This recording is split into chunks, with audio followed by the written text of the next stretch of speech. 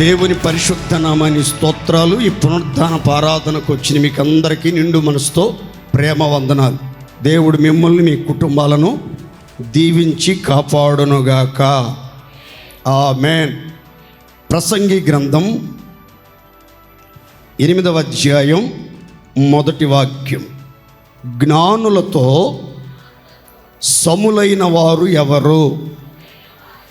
జరుగు వాటి భావమును ఎరిగిన వారు ఎవరు? మనుష్యుల జ్ఞానము వారి ముఖమునకు తేజస్సునిచ్చును, దాని వలన వారి మోటుతనము మార్చబడును. ప్రసంగి, సొలొమోను, యెదిద్యా, ఈ 3 పేర్లు కూడా దావీదు కుమారుడికి ఇవ్వబడినటువంటి పేర్లు. దావీదు తర్వాత తన రాజ్య సింహాసనం మీద ఆసీనుడై ఇజ్రాయేలీలను సమాధానంతో శాంతియుతంగా 40 సంవత్సరాలు పాలించినటువంటి రాజు సొలొమోను. సొలొమోను అనే పేరుకి అర్థం సమాధానకర్త. ఈ సమాధానకర్తకి మరొక పేరు ప్రసంగి, అంటే బోధకుడు. ఆకాశము క్రింద భూమి మీద జరుగుతున్న అనేక విషయములను దేవుడు తనకిచ్చినటువంటి మేధస్సుతో, దైవ జ్ఞానముతో తెలుసుకోవటానికి ప్రయత్నించి ప్రయాసపడి ఎన్నో రచనలు రచించినటువంటి జ్ఞాన సంపన్నుడు ఈ సొలొమోను. వృక్షశాస్త్రాన్ని గురించినటువంటి విషయాలు, న్యాయశాస్త్రాన్ని గురించిన విషయాలు, రాజ్యాంగంలో పలు కీలకమైన అంశాలను గురించిన విషయాలు చక్కగా ప్రస్తావించాడు. ఒక్క మాటలో చెప్పాలంటే సకల శాస్త్రాల సమ్మేళనం రంగరించి కొన్ని పుస్తకాలు అందించాడు. అందులో సామెతలు, కావ్యరస గ్రంథం పరమగీతం, ప్రసంగి. ఈ ప్రసంగి అనేది అవసాన దశలో, నిండు వృద్ధాప్యంలో ఆఖరిగా రాసినటువంటి అద్భుతమైన గ్రంథం ఇది. ఈ గ్రంథంలో 8వ అధ్యాయంకి వచ్చేసరికి ఒక విచిత్రమైనటువంటి మాటను తెలియపరిచాడు. ఈ వచనం ప్రశ్నార్థకంతో ప్రారంభించబడింది. జ్ఞానులతో సములైన వారు ఎవరు? భూతలం మీద ప్రపంచ దేశాలలో విశ్వవ్యాప్తంగా జ్ఞానులతో సములైన వారు, సాటి అయిన వారు, వారితో పోటీ పడి జయం పొందిన వాళ్ళు ఎవరైనా ఉన్నారా? జరుగు వాటి భావమును సంపూర్ణంగా తెలుసుకున్న వాళ్ళు, ఎరిగి ఉన్న వాళ్ళు ఎవరైనా ఉన్నారా? మరుగైనటువంటి మర్మములను, గూఢ భావములను తెలుసుకున్నటువంటి వాళ్ళు, జరుగుతున్నటువంటి వాటి భావాలను, తాత్పర్యములను ఎరిగినటువంటి వాళ్ళు ఎవరైనా ఉన్నారా అనే ప్రశ్నలతో ప్రారంభించి ఈ రీతిగా చెప్తున్నాడు. మనుషులలో ఉన్న జ్ఞానం వారి ముఖానికి తేజస్సును తెచ్చిపెడుతుంది. ఎవరి హృదయములో అయితే జ్ఞానవాక్కులు ఉంటాయో, ఎవరు సంపూర్ణమైనటువంటి జ్ఞానముతో నింపబడతారో, సమస్త విధములైన జ్ఞానముతో నింపబడతారో, సంపూర్ణ ఆత్మ కలిగి నడిపించబడతారో, యెహోషువ వలె జ్ఞానాత్మ పూర్ణులుగా మార్చబడతారో, వాళ్ళ జీవితంలో జరిగే విచిత్రమైనటువంటి మాటలు ఇక్కడ రాయబడ్డాయి. మన దేవుడు అనంత జ్ఞానియగు దేవుడు. ఆయన జ్ఞానమునకు పరిమితి లేదు. అనంత జ్ఞాని అయినటువంటి దేవుడు తన ప్రజలకు ఆశ్చర్యకరమైన ఆలోచన శక్తిని, అధిక బుద్ధిని ప్రసాదిస్తూ ఉన్నాడు. అడిగిన వారి జీవితాలలో ధారాళంగా జ్ఞానాన్ని దయచేస్తూ ఉన్నాడు.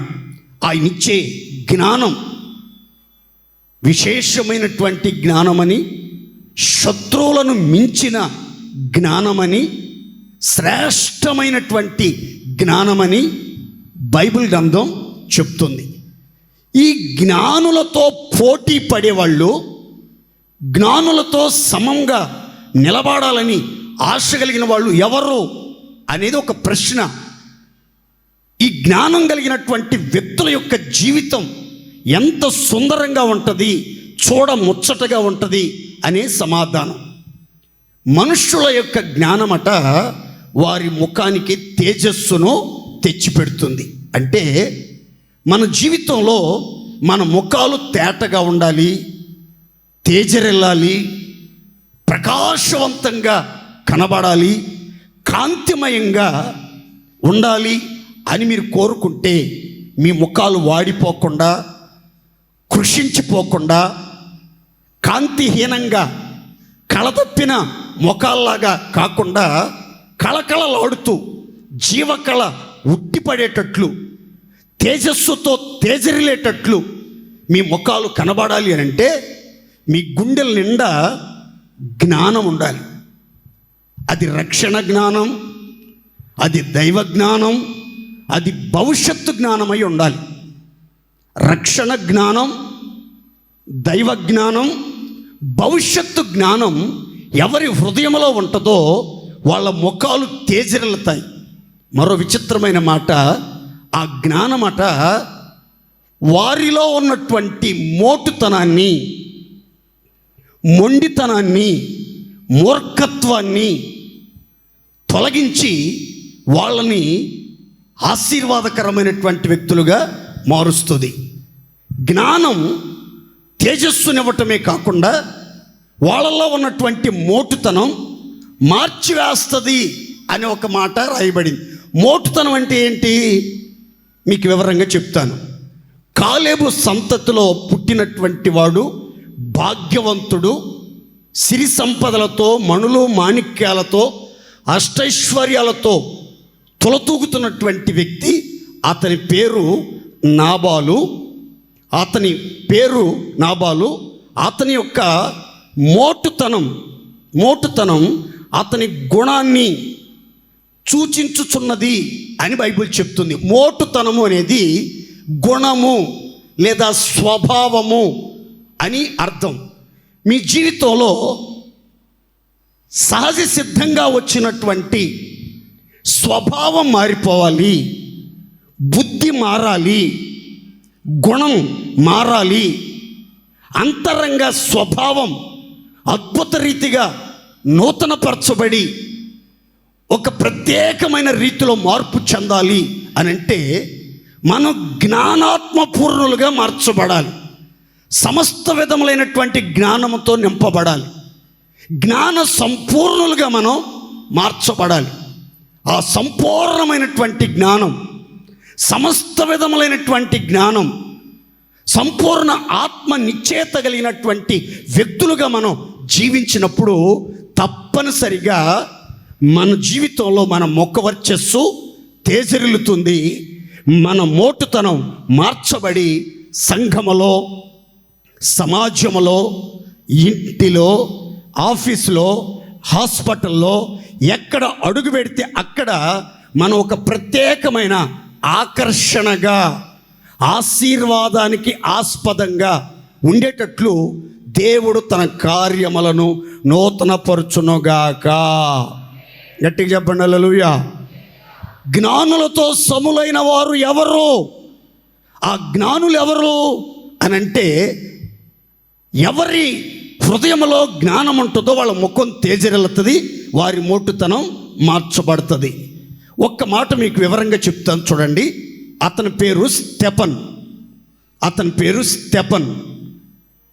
అతని గురించి బైబిల్ చెప్తున్నమాట, అతడు జ్ఞానముతోనూ కృపతోనూ బలముతోనూ విశ్వాసముతోనూ పరిశుద్ధాత్మతోనూ నిండుకొని మనుషులందరికీ ఇష్టుడుగా ఉండి ఏర్పరచబడిన పెద్దలలో ఒకడుగా ఉన్నాడు. ఇతని గురించి బైబిల్ చెప్పే సుందరమైన మాట, జ్ఞానముతో నిండుకొనినవాడు, కృపతో నిండుకొనినవాడు, విశ్వాసముతో నిండుకొనినవాడు, పరిశుద్ధాత్మతో నిండుకొనినవాడు, బలముతో నిండుకొన్నవాడని బైబిల్ చెప్తుంది. ఈ స్తెఫను గురించి బైబిల్ ఈ రీతిగా మాట్లాడుతుంది. ఒకరోజు ఒక సభలో ఈ స్తెఫను మీద ఒక వాదన ప్రారంభమైంది. ఆ వాదనలో వాదించుచున్న వారికి ప్రత్యుత్తరం ఇచ్చే సమయంలో ఈ స్తెఫన్ మాటలాడుట యందు అగపరిచిన జ్ఞానమును, అతనిని ప్రేరేపించినటువంటి ఆత్మను సభలో ఉన్న వాళ్ళందరూ కూడా ఎదిరించలేకపోయారట. విరోధులు ఎదురాడుటకు వీలుగాని వాక్కును జ్ఞానమును దేవుడు స్తెఫనుకి దయచేశాడు. ఆ జ్ఞానాన్ని సభలో ప్రదర్శించినప్పుడు, ఆ జ్ఞానపు ఓట ప్రత్యక్షపరచబడినప్పుడు, ఆ జ్ఞాన సంపద వెల్లడి చేయబడినప్పుడు అందరూ ఒక్కసారి సభలో ఉన్నవాళ్ళు స్తెఫను వైపు చూశారట. చూసినప్పుడు స్తెఫను ముఖం ఎలా కనబడింది అని అంటే బైబిల్ చెప్తుంది, దేవదూత ముఖం వలె కనబడింది. దేవుని స్తోత్ర. ఎలా కనబడింది అంటే అండి, దేవదూత ముఖం అంటే ఎట్లా ఉంటుంది అని అంటే ప్రకటన గ్రంథంలో రాసి ఉంటుంది. ఏమనంటే ఒక దేవదూత భూమి మీద అడుగుపెట్టిందట, భూలోకమంతా ప్రకాశించిందట. దేవుని స్తోత్ర. గట్టిగా చెప్పాలి హల్లెలూయా. భూలోకం అంతా ప్రకాశించిందట. ఇంకా మీకు వివరంగా చెప్పాలంటే రాత్రిపూట మందలను కాయిచున్నటువంటి, గొర్రెలను కాయిచున్నటువంటి మంద కాపురుల దగ్గరికి దేవదూత దిగొచ్చినప్పుడు వారి చుట్టూ గొప్ప మహిమ వెలుగు ప్రకాశించినట్లుగా లేఖనం చెప్తుంది. అలాంటి మహిమ అతని ముఖంలో ప్రకాశించింది. అంత వెలుగు ప్రకాశించింది. ఏ వ్యక్తి కూడా చూడలేనంతగా దగ్గ దగ్గ దగ్గ దగ్గ మెరయుచున్నటువంటి ఒక ప్రకాశవంతమైనటువంటి మహిమ ఆ యొక్క స్తెఫన్ ముఖంలో కనబడినట్లుగా మనం గమనిస్తాం. క్రీస్తునందు ప్రియులారా, మీరు నిజంగా రక్షణ జ్ఞానం పొందిన దేవుని పిల్లలైతే, దైవ జ్ఞానము నొందిన దేవుని పిల్లలైతే, భవిష్యత్తు జ్ఞానం పొందిన దేవుని భక్తులైతే ఖచ్చితంగా మీ ముఖము దేవదూత ముఖము వలె తేజరిల్లునుగాక. గట్టిగా హల్లెలూయా. ప్రసంగి చెప్తున్నటువంటి ప్రబోధాలలో చాలా ప్రాముఖ్యమైనటువంటి మాటలు ఏంటంటే, బలము కంటే జ్ఞానము శ్రేష్టమైంది, యుద్ధాయుధాల కంటే జ్ఞానము శ్రేష్టమైంది. ఒక వ్యక్తిలో ఉన్నటువంటి బలము కంటే, పరాక్రమము కంటే, శక్తి యుక్తుల కంటే ఆ వ్యక్తిలో ఉన్నటువంటి జ్ఞాన సంపదే చాలా విలువైనది, శ్రేష్టమైనది. కార్యసిద్ధికి జ్ఞానమే ప్రధానము అని చెప్పుకొచ్చాడు. ఇంకొక మాటలో చెప్పాలంటే, యుద్ధాయుధాలన్నిటికంటే, సర్వాంగ కవచము కంటే, కేడము కంటే, డాలు కంటే కూడా ఈ జ్ఞానం అనేది చాలా శ్రేష్టమైంది. మారణాయుధాల కంటే కూడా, శత్రువులను ఎదిరించడానికి ఉపయోగపడే ఆయుధాల అన్నిటికంటే కూడా జ్ఞానం చాలా ఉత్తమమైంది అని భక్తుడు చెప్పసాగాడు. ప్రియులారా, ఈ ఆరాధనలో బలము కంటే శ్రేష్టమైనటువంటి జ్ఞానం, యుద్ధాయుధముల కంటే శ్రేష్టమైనటువంటి జ్ఞానం, మనుష్యుల ముఖాన్ని తేజరిలింపజేసే జ్ఞానం, మనుష్యుల మోటుతనాన్ని మార్చివేయగలిగినటువంటి మహిమగల జ్ఞానముతో నింపబడి జ్ఞానులతో సములెవరో అనే స్థాయికి మనం హెచ్చించబడేటట్లు దేవుడు మనలందరినీ జ్ఞాన సంపూర్ణులుగా చెయ్యునుగాక. సమస్త విధములైన జ్ఞానముతో నింపునుగాక, జ్ఞానాత్మ పూర్ణులుగా మార్చివేయునుగాక. జ్ఞానముతోనూ కృపతోనూ బలముతోనూ పరిశుద్ధాత్మ శక్తితోనూ ఒక్కొక్కరిని అభిషేకించి ఆశీర్వదించి దేవదూత ముఖము వలె ప్రకాశింపజేయునుగాక. అందరు చెప్పుకోండి గట్టిగా ఆమేన్. ఇప్పుడు జాగ్రత్తగా వినండి. జ్ఞానులతో సములెవరు? అసలు జ్ఞానులు ఎవరు? జ్ఞానవంతులు, జ్ఞానము గలవారు అని చెప్పుకునే వారిలో స్పష్టంగా తేటగా కనిపించే 5 అద్భుతమైనటువంటి విషయాలు మీతో చెప్పే ముందు ఈ జ్ఞాన సంపదను ఎలా పొందాలి అనే ఒక మాట చదువుకుని ఆ తర్వాత ముందుకెళ్దాం. యాకోబు పత్రిక 1వ అధ్యాయం 5వ వాక్యం. మీలో ఎవనికైనా జ్ఞానము కొదువుగా ఉన్న ఎడల అతడు దేవుని అడుగవలెను, అప్పుడు అది అతనికి అనుగ్రహింపబడును. ఆయన ఎవనిని గద్దింపక అందరికిని ధారాళముగా దయచేయువాడు. చప్పట్లు కొట్టండి గట్టిగా, అందరూ గట్టిగా చప్పట్లు కొట్టాలి. మన దేవునికి ఉన్నటువంటి పేరుల్లో ఒక శ్రేష్టమైనటువంటి పేరు ఏంటంటే అనంత జ్ఞానియగు యెహోవా.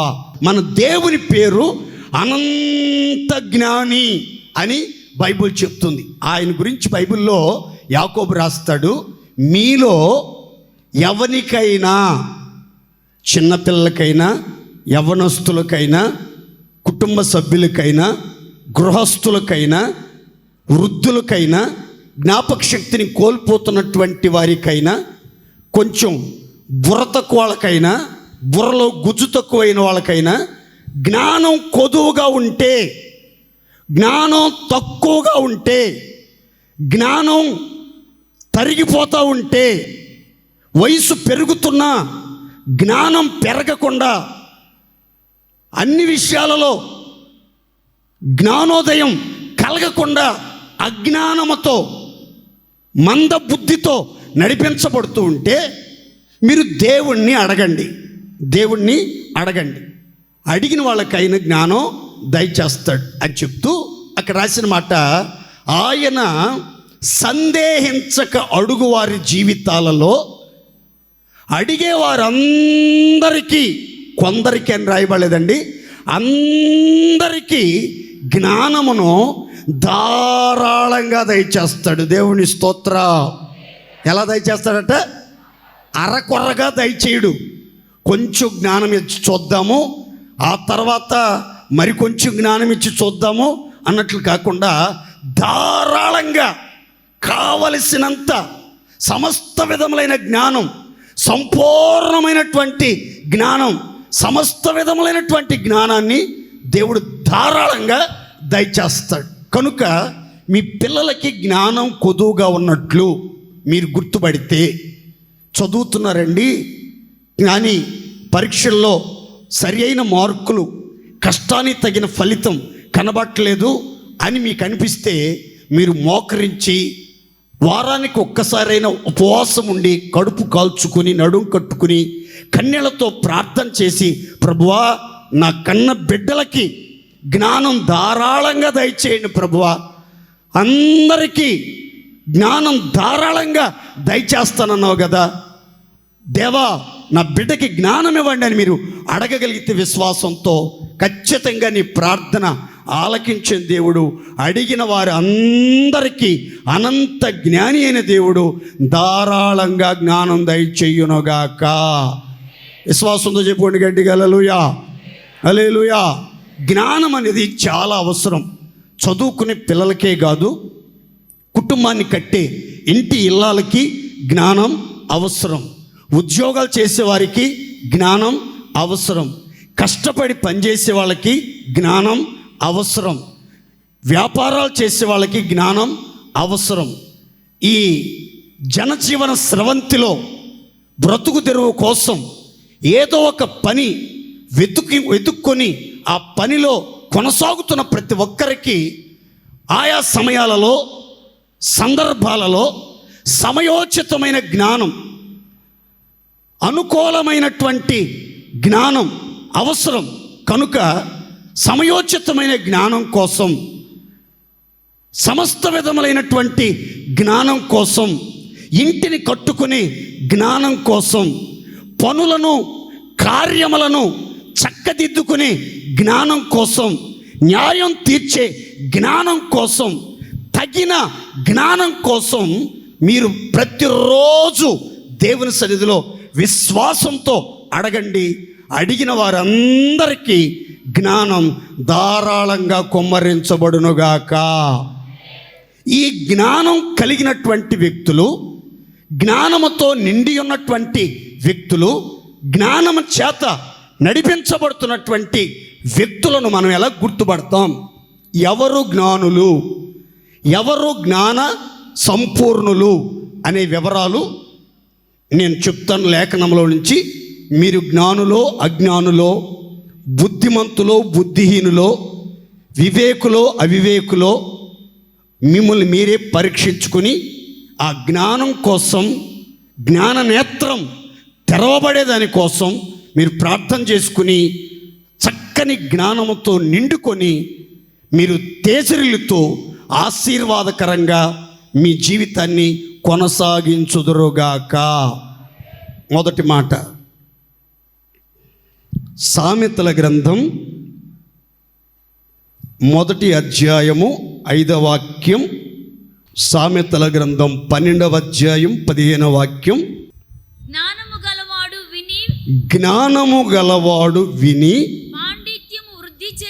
పాండిత్యమును వృద్ధి చేసుకొనును. వివేకము గలవాడు ఆలకించి నీతి సూత్రములను సంపాదించుకొనును. 12-15. మూడుని మార్గము వాని దృష్టికి సరి అయినది, జ్ఞానము గలవాడు ఆలోచనను అంగీకరించును. ఇక్కడ జాగ్రత్తగా వినండి. జ్ఞానము గలవాడు ఆలోచన అంగీకరిస్తాడు. తలపైకెత్తి చూడండి. 2 మాటల వివరాలు నేను మీతో చెప్తాను. జ్ఞానము కలిగినటువంటి వాళ్ళు ఆలోచనను ఆలకిస్తారు, అంగీకరిస్తారు, పాండిత్యాన్ని వృద్ధి చేసుకుంటారు. ఎవరు జ్ఞానవంతులు, ఎవరు జ్ఞాన సంపూర్ణులు, ఎవరు జ్ఞానాత్మ చేత నడిపించబడుతున్న వాళ్ళు అని అంటే బైబిల్ చెప్తున్న చక్కని మాట చూడండి. ఈ జ్ఞానం కలిగిన వాళ్ళందరూ చేసేది ఏంటంటే శ్రద్ధగా వింటారు, దేవుని మాట శ్రద్ధగా వింటారు, దైవజనుల మాట శ్రద్ధగా వింటారు, పెద్దల మాట శ్రద్ధగా వింటారు, కుటుంబ సభ్యులు చెప్పే మాటలు శ్రద్ధగా వింటారు, పరిశుద్ధుల మాటలు శ్రద్ధగా వింటారు. వాళ్ళు చెప్పేవన్నీ విని పాండిత్యాన్ని వృద్ధి చేసుకుంటారు. అంత మాత్రం కాదు, జ్ఞానం కలిగిన వాళ్ళట పరిశుద్ధుల ఆలోచనలను, పెద్దల ఆలోచనలను, ప్రయోజనకరమైన ఆలోచనలను, సదాకాలం నిలిచి ఉండే దేవుని ఆలోచనలను విని అంగీకరించి పాండిత్యాన్ని వృద్ధిపరుచుకుని ఆత్మానుసారంగా నడిపించబడతారు. ఈరోజు మనం జ్ఞానవంతులమా కాదా అని తేల్చుకోవటానికి ఒక చిన్న పరీక్ష ఏంటంటే మనం దేవుని మాటలు ఎలా వింటున్నాము. అందుకని యాకోబు అంటాడు, కోపించుటకును మాటలాడుటకును నిదానించండి, వినటానికి జ్ఞానవంతులారా, జ్ఞాన సంపూర్ణులారా, పరిశుద్ధులారా, మీరు వినటానికి వేగిరపడండి, కోపించడానికి నిదానించండి. కోపం చూపించడానికి, కోపాన్ని ప్రదర్శించడానికి, ఆవేశంతో అర్థం పర్థం లేకుండా మాట్లాడటానికి కొంచెం ఆగి ఆలోచించండి. మాట్లాడటానికి ప్రతి మాట ఆచితూచి మాట్లాడండి. అవసరమైతేనే మాట్లాడండి. అనవసరమైన మాటలు, వ్యర్థమైన మాటలు, అపవిత్రమైన ఒట్టి మాటలు వద్దు.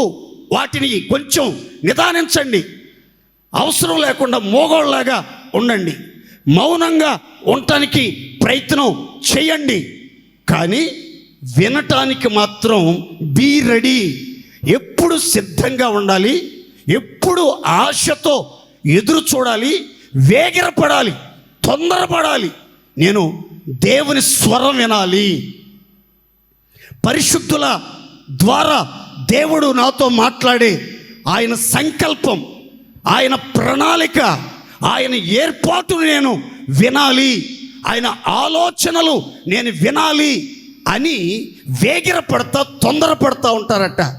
విన్నటువంటి వాళ్ళు ఏం చేస్తారు అని అంటే, మంచి విషయాలను, ప్రయోజనకరమైనటువంటి విషయాలను విని పాండిత్యాన్ని వృద్ధి చేసుకుని ప్రయోజనకరమైన వ్యక్తులుగా మార్పు చెందుతారు. దేవుని స్తోత్ర. గట్టిగా చెప్పాలి హల్లెలూయా. మనం అసలు దేవుని మాట వింటున్నామా? మనం జ్ఞానవంతులమైతే బైబిల్ అంటుంది, సొలొమోను చెప్తున్నాడు, మీరు జ్ఞానవంతులుగా మారాలి. జ్ఞానము గలవారు అనే జాబితాలోనికి మీరు చేర్చబడాలి అని అంటే మీరు చెవియొగ్గి దేవుని మాట వినాలి, దేవుని ఆలోచన అంగీకరించాలి అని దేవుని వాక్యం చెప్తుంది. అందుకని దేవుని పిల్లలు ప్రతిరోజు ఈ రీతిగా ప్రార్థన చేసుకోవాలి. ఒక్క మాట చదువుకుందాం, చూడండి. యెషయా గ్రంథం 50వ అధ్యాయం 4-5 వచనాలు చదువుకుందాం, చూడండి. అలసిన వానిని మాటల చేత ఊరడించు జ్ఞానము నాకు కలుగునట్లు, మాటల చేత ఓరడించు జ్ఞానము నాకు కలుగునట్లు, శిష్యునికి తగిన నోరు యెహోవా నాకు దయచేసి ఉన్నాడు. శిష్యులు వినునట్లుగా నేను వినుటకై ఆయన ప్రతి ఉదయమున నాకు వినుబుద్ధిని పుట్టించుచున్నాడు. ఆయన నాకు వినుబుద్ధిని పుట్టింపగా నేను ఆయన మీద తిరుగుబాటు చెయ్యలేదు, వినకుండా నేను తొలగిపోలేదు. తలల పైకి చూడండి, ఇక్కడ చాలా విలువైనటువంటి మాటలు రాయబడ్డాయి. మనలో ప్రతి ఒక్కరికట అలసిన వానిని మాటల చేత ఓరడించే జ్ఞానం మనకు అవసరం. ఆత్మీయ జీవితంలో మందిరానికి వచ్చేవాళ్ళు కానీ, మందిరానికి రాని వాళ్ళు కానీ, క్రైస్తవులు కానీ, క్రైస్తవేతరులు కానీ, నామకార్థ క్రైస్తవులు కానీ, పెంతెకొస్తు క్రైస్తవులు కానీ జీవన పోరాటంలో అలసిపోతూ ఉంటారు. అప్పుడప్పుడు సొమ్మసిల్లిపోతూ ఉంటారు. ప్రయాసపడి అలసిపోతూ ఉంటారు. కష్టపడి అలసిపోతూ ఉంటారు. గాలివాన చేత కొట్టబడి అలసిపోతూ ఉంటారు. అలసిపోయినటువంటి వారిని మాటల చేత ఓరడించే జ్ఞానం, బలపరిచే జ్ఞానం, ఉత్తేజపరిచే జ్ఞానం, ఊరడ కలిగించే జ్ఞానం, ధైర్యపరిచే జ్ఞానం దేవుని పిల్లలకి అవసరం. నీ మాటల చేత అలిసిన వానిని నీ మాటలతో నీవు ఓరడించాలి, ఉత్తేజపరచాలి, ఉజ్జీవింప చేయాలి. మరల వాళ్ళని మండించి మహిమ కలిగిన వ్యక్తులుగా మార్చాలి. నిరాశల్లోకి వెళ్ళిపోయిన వాళ్ళను, నిస్సహాయ స్థితిలో ఉన్నటువంటి వాళ్ళను, నిట్టూర్పులు విడుచుతున్నటువంటి వాళ్ళను, ఇక ఎందుకు బ్రతకాలి అని బ్రతుకు మీద విరక్తి చెంది విసిగి వేసారిపోయి ఉన్నటువంటి వారిని నీవు పలకరించి నీ నోటి మాటలతో వాళ్ళని ఓరడించాలి. బ్రతుకు మీద వాళ్ళకి మరలా ఆశలు పుట్టించాలి, ఆశలు చిగురింపచేయాలి. వాళ్ళకు భవిష్యత్తు ఎంతో ఉందన్న ఉద్దేశం వాళ్ళకి కలిగించాలి. అలా కలిగించాలంటే మనలో ప్రతి వారికి ఏం కావాలంటే జ్ఞానం కావాలి. జ్ఞానం కావాలి. ఈ జ్ఞానం ఎలా వస్తుంది అని అంటే బైబిల్లో రాసిన చక్కని మాట చూడండి. శిష్యులు వినున్నట్లుగా ప్రతి ఉదయమున ఆయన నాకు వినుబుద్ధిని పుట్టిస్తున్నాడు. ఇప్పుడు ఒక గురువు గారు బోధించే బోధలు, నేర్పించే ఆత్మీయ పాఠాలు ఆ శిష్య బృందం ఎంత శ్రద్ధగా, ఎంత బాధ్యతగా గురువుగారి హావాభావాలను, ప్రతి కదలికను, ఆ లిప్ మూమెంట్ని ఎలా అబ్జర్వ్ చేస్తూ శ్రద్ధగా వింటారో, అనుకరించడానికి, అనుసరించడానికి, ఫాలోఅప్ చేయటానికి ఆ శిష్యులు ఎంత శ్రద్ధగా ఆ గురువు గారి నోట నుంచి వచ్చే ప్రతి మాట శ్రద్ధాభక్తులతో ఆలకిస్తారో, అలాగూ దేవుని పిల్లలమైనటువంటి మనం కూడా జ్ఞానవంతులమైతే, అలసిన వాణిని మాటలతో ఓరడించే జ్ఞానముతో నింపబడాలన్న ఆలోచన కలిగి ఉన్న వాళ్ళమైతే, శిష్యులు వినున్నట్లుగా మనం కూడా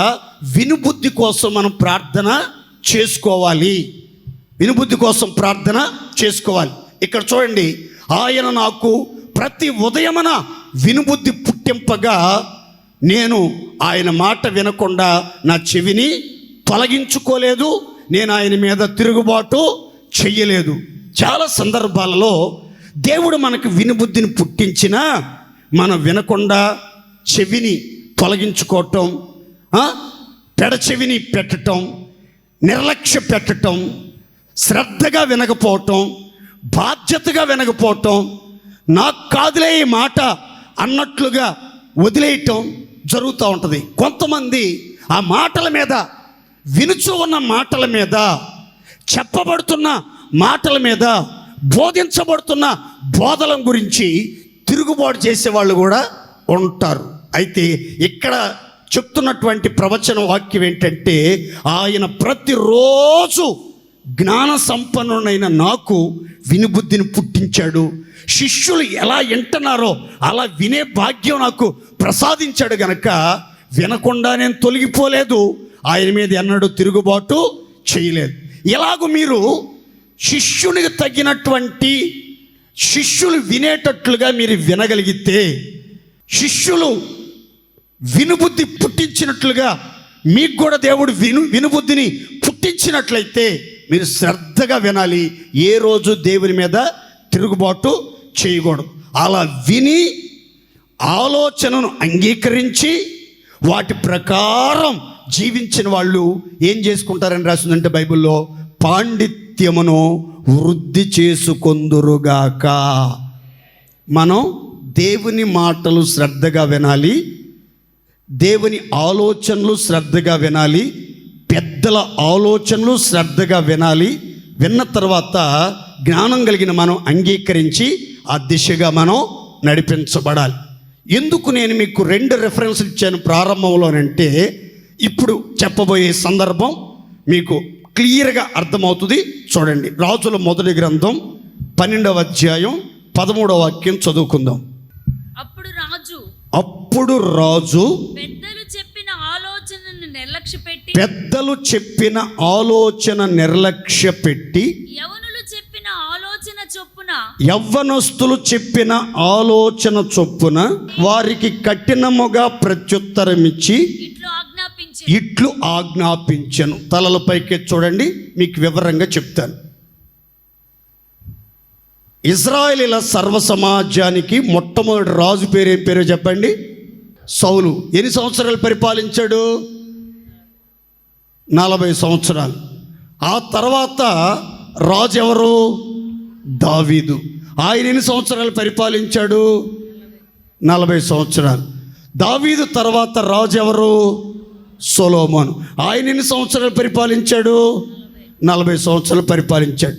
ఆ సొలొమోను తర్వాత ఇజ్రాయేలుకు రాజుగా నియమించబడిన వ్యక్తి పేరు ఏం పేరంటే రెహబాము. ఇతను పరిపాలనలోకి వచ్చాడు. తండ్రి అయిన సొలొమోను సింహాసనం మీద ఆసీనుడై రాజ్య పరిపాలన ప్రారంభించాడు. అప్పుడు ఇతడు రాజుగా పట్టాభిషేకం చేయబడ్డాడని ఎరిగినటువంటి దేశస్థులలో ఆయా గోత్రాల వారు, వంశాల వారు తమ సమస్యలను తమ తండ్రి కాలంలో వాళ్ళు ఎదుర్కొన్నటువంటి ఆ బాధలు, ఆ ప్రతికూల పరిస్థితులన్నిటినీ చెప్పుకోవడానికి రాజుగారి దగ్గరికి వచ్చారు. వస్తే వాళ్ళని 3 రోజులు ఆగి రమ్మన్నాడు. 3 రోజుల తర్వాత రండి, మీకు నేను సమాధానం చెప్తాను. నేను కొత్తగా అధికార బాధ్యతలు చేపట్టాను, పట్టాభిషేకం చేయబడి రాజరికానికి వచ్చింది క్రొత్త కదా, ఇప్పుడే బాధ్యతలు చేపట్టాను కాబట్టి ఒక 3 రోజులు ఆగి రండి, మీ సమస్యలన్నిటికీ సమాధానం చెప్తానన్నాడు. వాళ్ళు వెళ్ళిపోయారు. ఆ తర్వాత సొలొమోను కాలంలో మంత్రులుగా ఉండి మంచి ఆలోచనలు చెప్పినటువంటి పెద్దలను పిలిపించాడు. ఈ ప్రజలంతా వచ్చారు. మా తండ్రి వాళ్ళను చెబుకులతో బాధించాడని, భారమైన కాడి వాళ్ళ మీద మోపాడని, విస్తారంగా పన్నులు విధించాడని, అతని పరిపాలనలో ప్రజలు ఎన్నో ఇబ్బందులు ఎదుర్కొన్నారని ఈ ప్రజలు చెప్తున్నారు. వీళ్ళకి ఎలాంటి సమాధానం చెప్పమంటారు అని ఆ పెద్దల్ని అడిగాడు రెహబాము. అప్పుడు ఆ పెద్దలు చెప్పారు, బాబు, మీరు మీ యొద్దకు వచ్చే ప్రజలతో మృదువైన మాటలతో ప్రత్యుత్తరం చెప్పండి. మంచిగా శాంతియుతంగా మాట్లాడండి, ప్రేమగా మాట్లాడండి, సమాధానంగా మాట్లాడండి. వాళ్ళ మనస్సును అర్థం చేసుకుని, సాధక బాధలను అర్థం చేసుకుని, వాళ్ళకు అనుకూలమైనటువంటి ప్రత్యుత్తరం మంచి మాటలతో, మృదువైన మాటలతో వాళ్ళకి సమాధానం చెప్పి, మీరు వాళ్ళ ఎదుట దాసుడుగా కనపరుచుకున్నట్లయితే వాళ్ళు సదాకాలం, జీవితకాలం అంతా మీకు కట్టు బానిసలుగా ఉండి మిమ్మల్ని గౌరవిస్తారు, మిమ్మల్ని ఘనపరుస్తారు, మీ విధి విధానాలకు లోబడి జీవిస్తారు అని చెప్పారు. ఓకే, మీరు సెలవు తీసుకోవచ్చు ఇక అన్నాడు.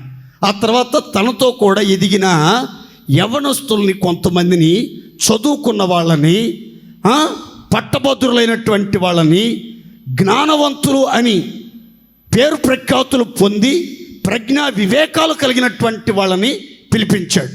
వాళ్ళని వచ్చిన వెంటనే వాళ్ళతో చెప్పాడు, ఈ ప్రజలంతా చెప్తున్నారు, వాళ్ళకి ఏం సమాధానం చెప్పమంటారు అని ఆ కుర్రకారుని, యవనస్తుల్ని అడిగాడు. యవనస్తులు చెప్పారు, జనరేషన్ మారుతుంది, ట్రెండ్ మారుతుంది. ఇదిగో రెహబాము రాజా, నీవు ట్రెండ్ ఫాలో చేయటం కాదు, ట్రెండ్ సెట్ చేయాలి నువ్వు. కాబట్టి వచ్చిన ప్రజలతో కఠినంగా ప్రత్యుత్తరం ఇవ్వాలి, కఠినంగా ప్రత్యుత్తరం ఇవ్వాలి. ఏమని అని అంటే, మా తండ్రి నడుము కంటే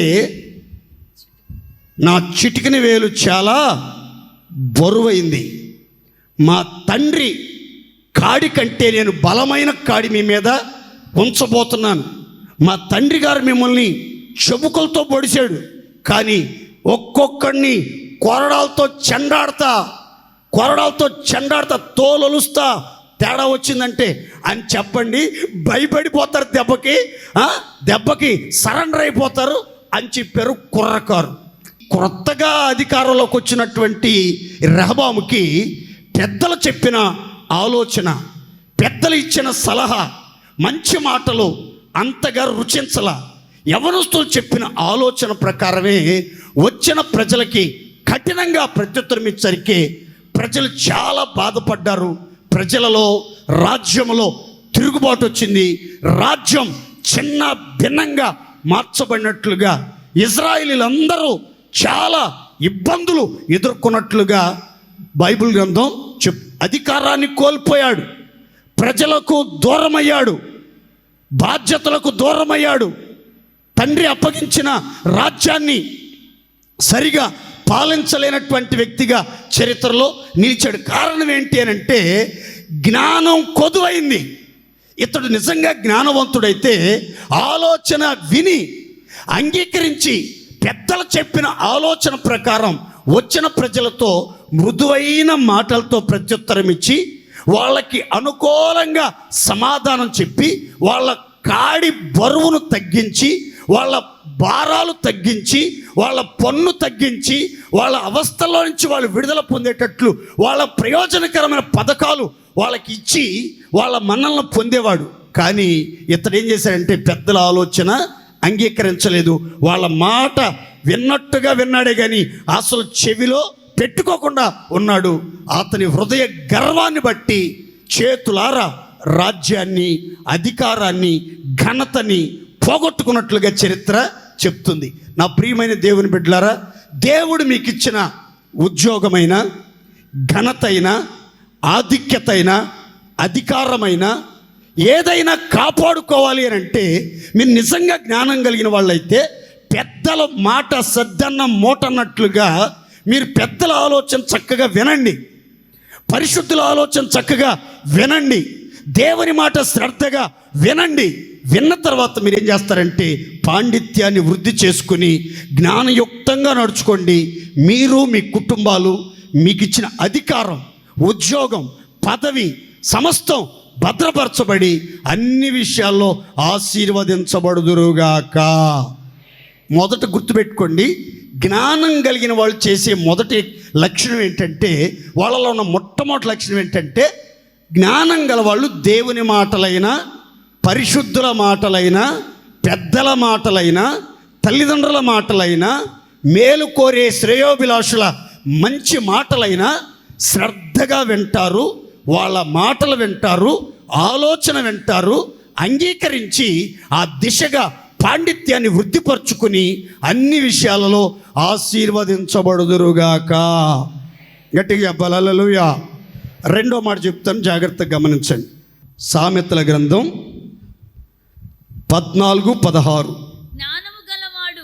జ్ఞానము గలవాడు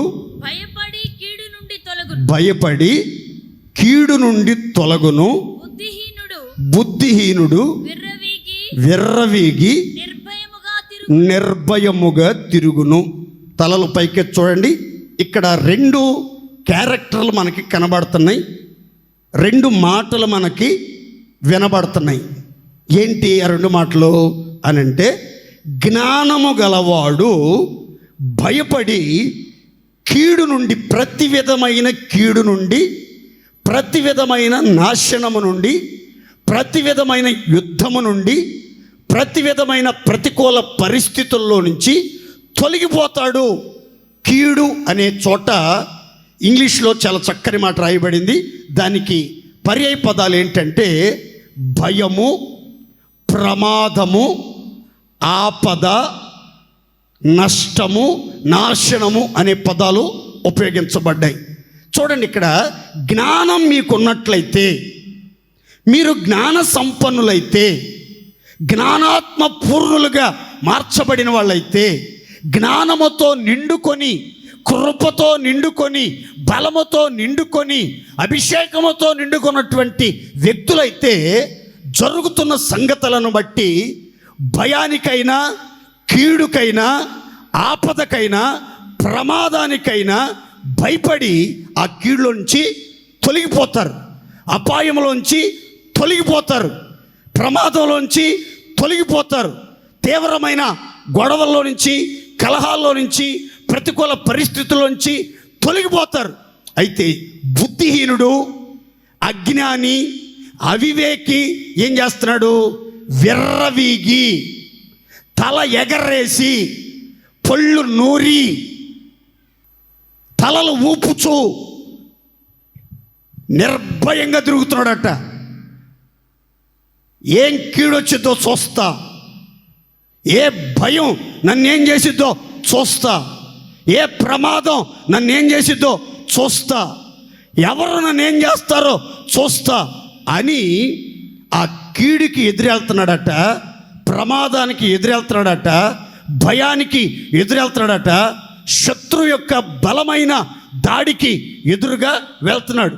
విర్రవీగి, అహంకారంతో రెచ్చిపోయి, ప్రగల్భాలు పలుకుతూ, తన బలాన్ని బట్టి, బలగాన్ని బట్టి, జ్ఞానాన్ని బట్టి, అధికారాన్ని బట్టి, బుద్ధిహీనతను బట్టి విర్రవీగి నిర్భయంగా, ఏం భయం లేకుండా, ఎవరికి భయపడకుండా దేనికి భయపడకుండా తిరుగుతున్నాడట. కానీ జ్ఞానం కలిగిన వాడు మాత్రం ఏం చేస్తున్నాడంటే ఇప్పుడేదో కీడు సంభవించబోతుంది, ఇప్పుడేదో విపత్తు సంభవించబోతుంది, ఇప్పుడేదో దురవస్థ సంభవించబోతుంది, ఇప్పుడేదో ప్రమాదం దాపురించబోతుంది, ఎక్కడేదో అలజడి ఆందోళన జరగబోతుంది, ఎక్కడేదో ప్రమాదం ముంచుకు రాబోతుంది, పెను ప్రమాదం రాబోతుంది అని గుర్తుపట్టి వెంటనే ఏం చేస్తున్నాడంటే ఆ కీడు దగ్గర నుంచి తొలగిపోతున్నట్లుగా బైబిల్ గ్రంథం చెప్తుంది.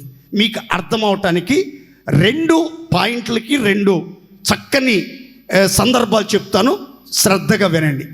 ఫిలిస్తీన్ల శూరుడు గొల్యాతు చాలా బలాఢ్యుడు, యుద్ధ నేర్పరి. సౌలు రాజు అతన్ని చూచి అతని మాటలు విని భయపడి కృంగిపోయాడు. యువరాజు యోనాతాను అతన్ని చూచి అతని దేహ దారుఢ్యాన్ని చూచి అతని మాటలు విని అతని మనసు కృంగిపోయి భయపడ్డాడు.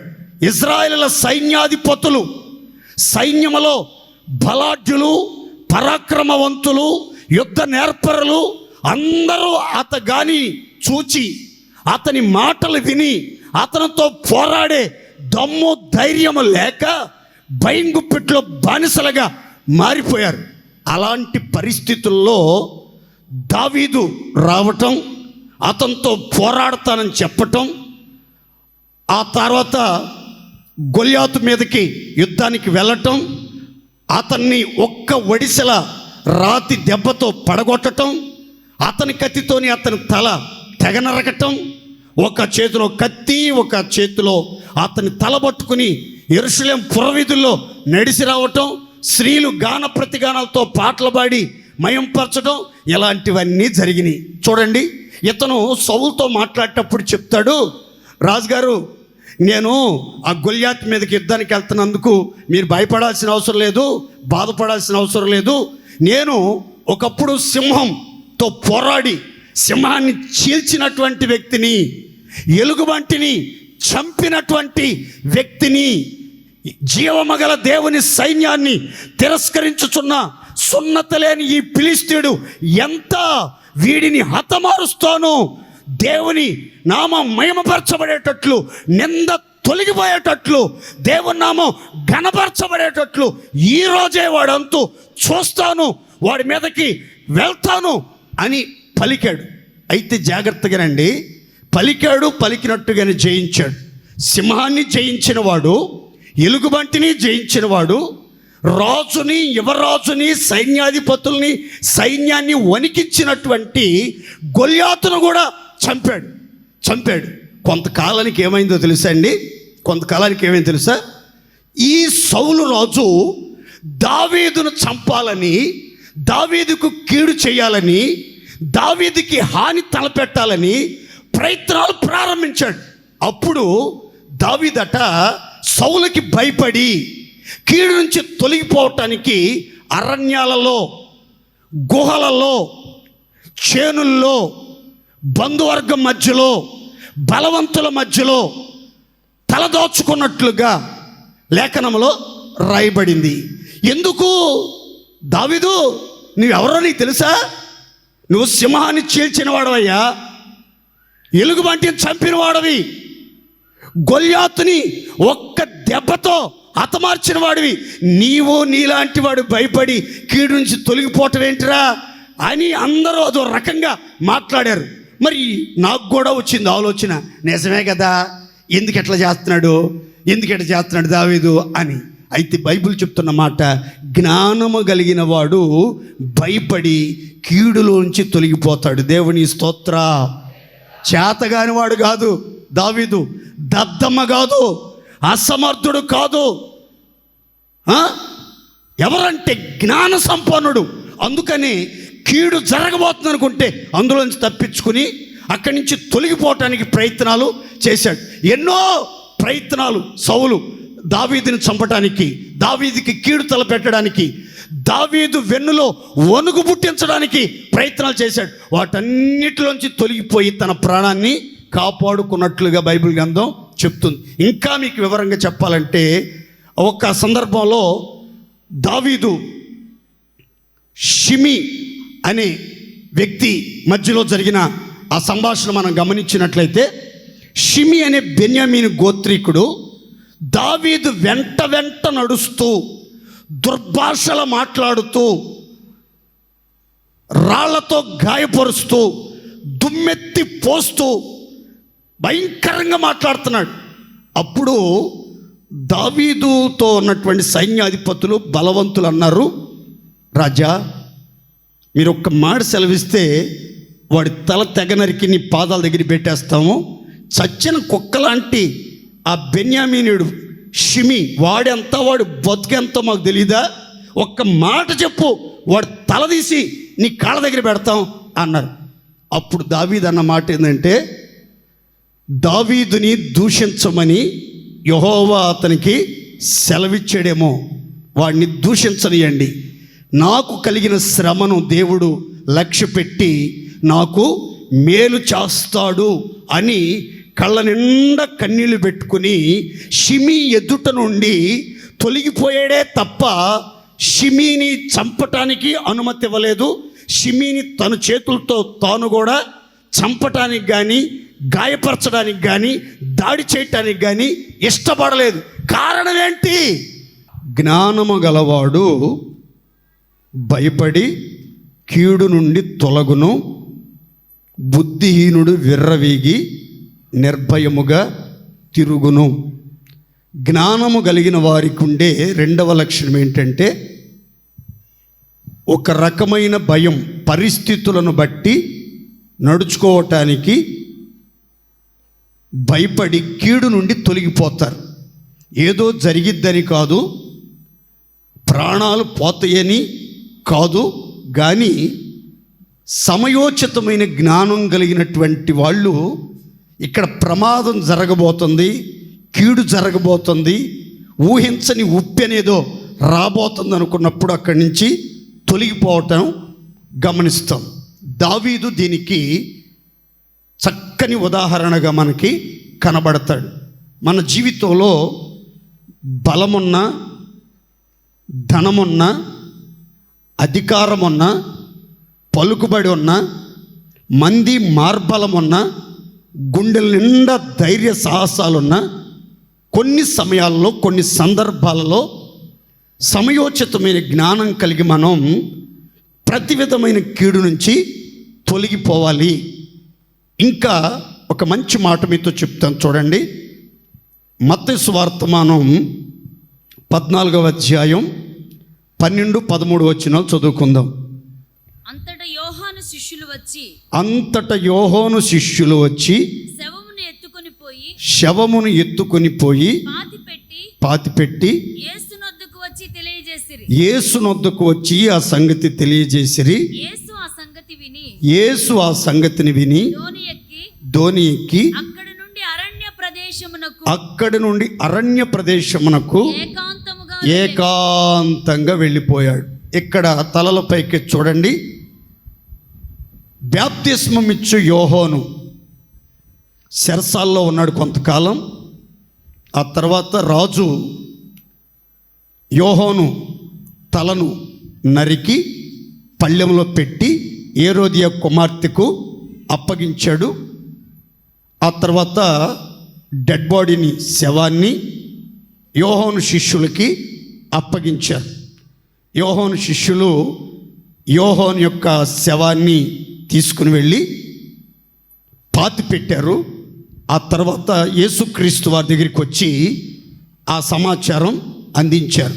అయ్యా, బాప్తిస్మమిచ్చి యోహాను చెరసాలలో చిరఛేదనం చేయబడ్డాడు, అతన్ని తీసుకెళ్ళి మేము సమాధి చేసాము. ఈ సంగతి యేసుక్రీస్తు విన్న వెంటనే ఆయన స్పందన ఏమిటి, ఎలా స్పందించాడు యేసుక్రీస్తు అని అంటే, వెంటనే యేసుక్రీస్తు అక్కడ నుండి దోణి ఎక్కి అరణ్యానికి ఏకాంతంగా వెళ్ళిపోయాడు.